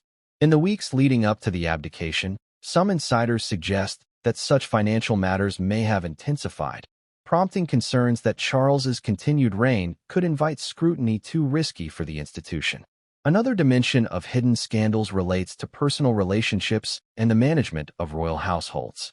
Members of the royal family live under constant observation, and any interpersonal conflicts are magnified in significance. Charles, now in his mid-70s, has lived through decades of public examination of his relationships, decisions, and personal habits. Some palace insiders hint at tensions between Charles and certain family members, including disagreements over the future roles of William and Harry, as well as disputes over estate management. While these tensions are often framed as minor familial disagreements in public narratives, the accumulation of friction behind closed doors can be profound. The abdication may reflect a decision by Charles to remove himself from a web of personal conflicts that threatened to dominate his final years on the throne. The shadow of past controversies also looms large. Historical decisions made during Charles's reign, from his advocacy for environmental causes to the handling of his first marriage, continue to ripple through the royal family's reputation. Each scandal, however old, contributes to a complex climate of public perception, making every new development more sensitive. Advisors are acutely aware of this cumulative effect and often calculate the timing of announcements to minimize public backlash. Charles's abdication, announced in such a dramatic fashion, may have been influenced by an attempt to preemptively manage any scandals that could surface while he remained king. Media leaks and insider reports have also played a role in shaping the narrative around Charles's decision. While the official statement presented the abdication as a personal choice, insiders speculate that selective leaks may have been used to test public reaction and gauge whether an abdication would be accepted without significant controversy. Rumors circulated about palace staff, confidential meetings, and internal memos, all suggesting that the monarchy's inner workings were more complex than the public could see. In many ways, these leaks are part of the scandal ecosystem itself, a delicate balancing act where information is released strategically to protect certain interests while allowing necessary pressure to build. Scandals are not limited to financial or interpersonal issues. They also extend into the realm of constitutional procedure. The monarchy exists within a framework of unwritten rules, traditions, and legal constraints, which makes any decision to abdicate highly sensitive. Discussions surrounding the legal implications of Charles stepping down are rarely visible to the public, but insiders indicate that they were extensive and meticulous. Advisors prepared scenarios to ensure continuity, prevent constitutional ambiguity, and avoid political backlash. Any misstep could have triggered a media frenzy or even challenged the monarchy's legitimacy, creating a scandal of national importance. The timing of the abdication further hints at hidden pressures. In recent months, Charles had faced questions about his health, the succession planning for William, and increasing public discourse over the modernization of the monarchy. While none of these issues are scandals in isolation, together they create a volatile environment where a single revelation could become a major crisis. By choosing to abdicate at a precise moment, Charles, and likely his advisors, mitigated the risk of hidden issues escalating into full-blown public scandals. The abdication became both a preemptive measure and a strategic pivot, allowing the RO. Public reaction to hidden scandals often differs from the internal reality. To the public, the monarchy may appear unified and composed, yet behind the scenes, palace aides, legal advisors, and family members are constantly managing potential risks. Insider accounts suggest that some members of the royal family were deeply aware of information that could be explosive if released. By stepping down, Charles may have sought to prevent private matters from becoming public crises under his reign. William, in contrast, was seen as a stabilizing figure, someone who could absorb scrutiny while projecting continuity and confidence to the public. Social media has also intensified the impact of hidden scandals. In the past, issues could be contained within the pages of newspapers or whispered in elite circles. Today, a single leak can spread worldwide within minutes. magnifying both factual reports and speculation. Advisors have had to contend with this new reality, understanding that the court of public opinion operates in real time and often disregards nuance. In this context, Charles's abdication may also have been a recognition that his continued reign could not withstand the relentless scrutiny and the potential eruption of hidden scandals magnified through digital channels. Ultimately, the abdication illustrates how hidden scandals are not just about wrongdoing. They are about perception, control, and timing. The monarchy's reputation is fragile, built on centuries of tradition, ceremonial authority, and public trust. Any perception of instability, whether grounded in reality or fueled by rumor, can have outsized consequences. By stepping aside, Charles preserved the institution while allowing William to begin his reign without the weight of unresolved controversies. The transition shows the careful orchestration behind the scenes, where every action is calculated to minimize scandal and maximize stability. The next chapter in this unfolding drama will be William's rise as king, but the echoes of hidden scandals will continue to shape his reign. Advisors and insiders will remain vigilant, anticipating how past controversies may resurface and how new pressures will challenge the young monarch. The story of hidden scandals reminds us that the monarchy is not merely about crowns and ceremonies. It is about strategy, secrecy, and the delicate balance of public image versus private reality. Understanding these layers provides insight into why Charles's abdication happened the way it did, and why William's ascension, while sudden, was carefully managed to avoid the pitfalls of exposure. William's preparation for kingship was far from a sudden affair. Though Charles's abdication seemed abrupt to the public, insiders reveal that William had been groomed meticulously for this moment for decades. From his earliest childhood lessons on royal protocol to intensive education in statecraft, diplomacy, and public service, every aspect of William's upbringing was strategically aligned with the responsibilities of a future monarch. Even as a young prince, he was subjected to an extraordinary regimen designed not just to educate him, but to mold his character and judgment, cultivating the temperament necessary to navigate the complex pressures of the throne. The first stage of preparation involved formal education, both academic and experiential. William attended elite schools where rigorous study was paired with an emphasis on leadership, ethics, and public duty. Tutors and mentors, some of whom were retained exclusively by the royal household, provided lessons in constitutional law, history, and political science, ensuring that William understood the intricate interplay between monarchy and government. Simultaneously, he was immersed in practical experiences, observing his father's engagements, participating in ceremonial duties, and learning to address public gatherings with poise and authority.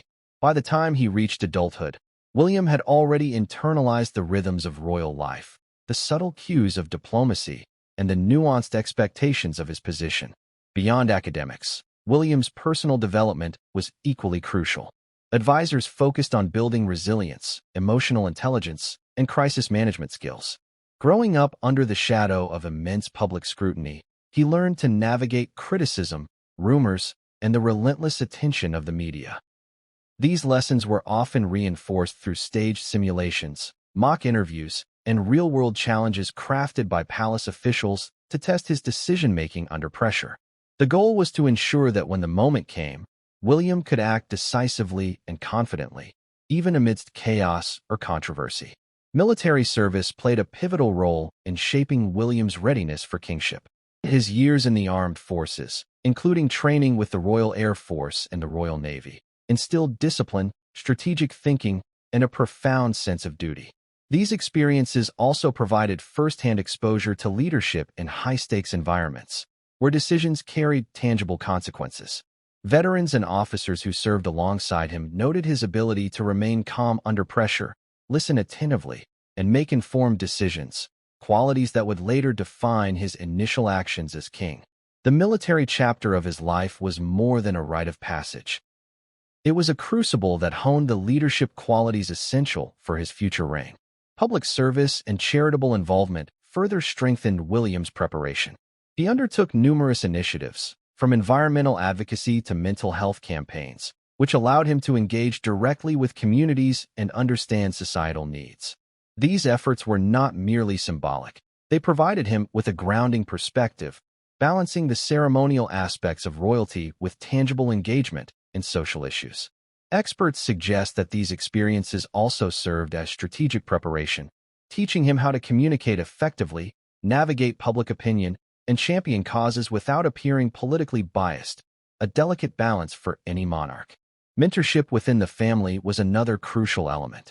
Charles and other senior royals provided guidance, sometimes subtle, sometimes direct, in navigating complex personal and political dynamics.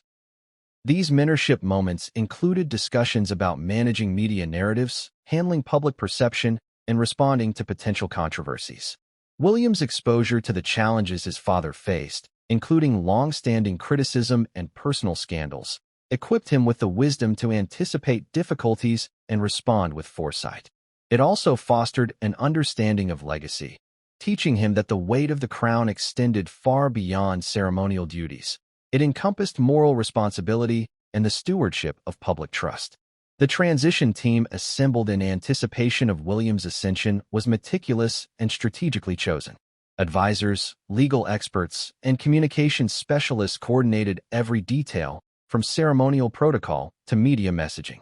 Contingency plans were crafted for a wide range of scenarios, ensuring that William could step into his role seamlessly.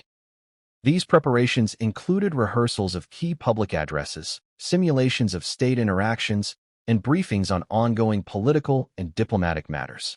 The goal was to ensure that William's initial actions as king would convey stability, competence, and continuity, reassuring both the public and international partners that the monarchy remained unshaken.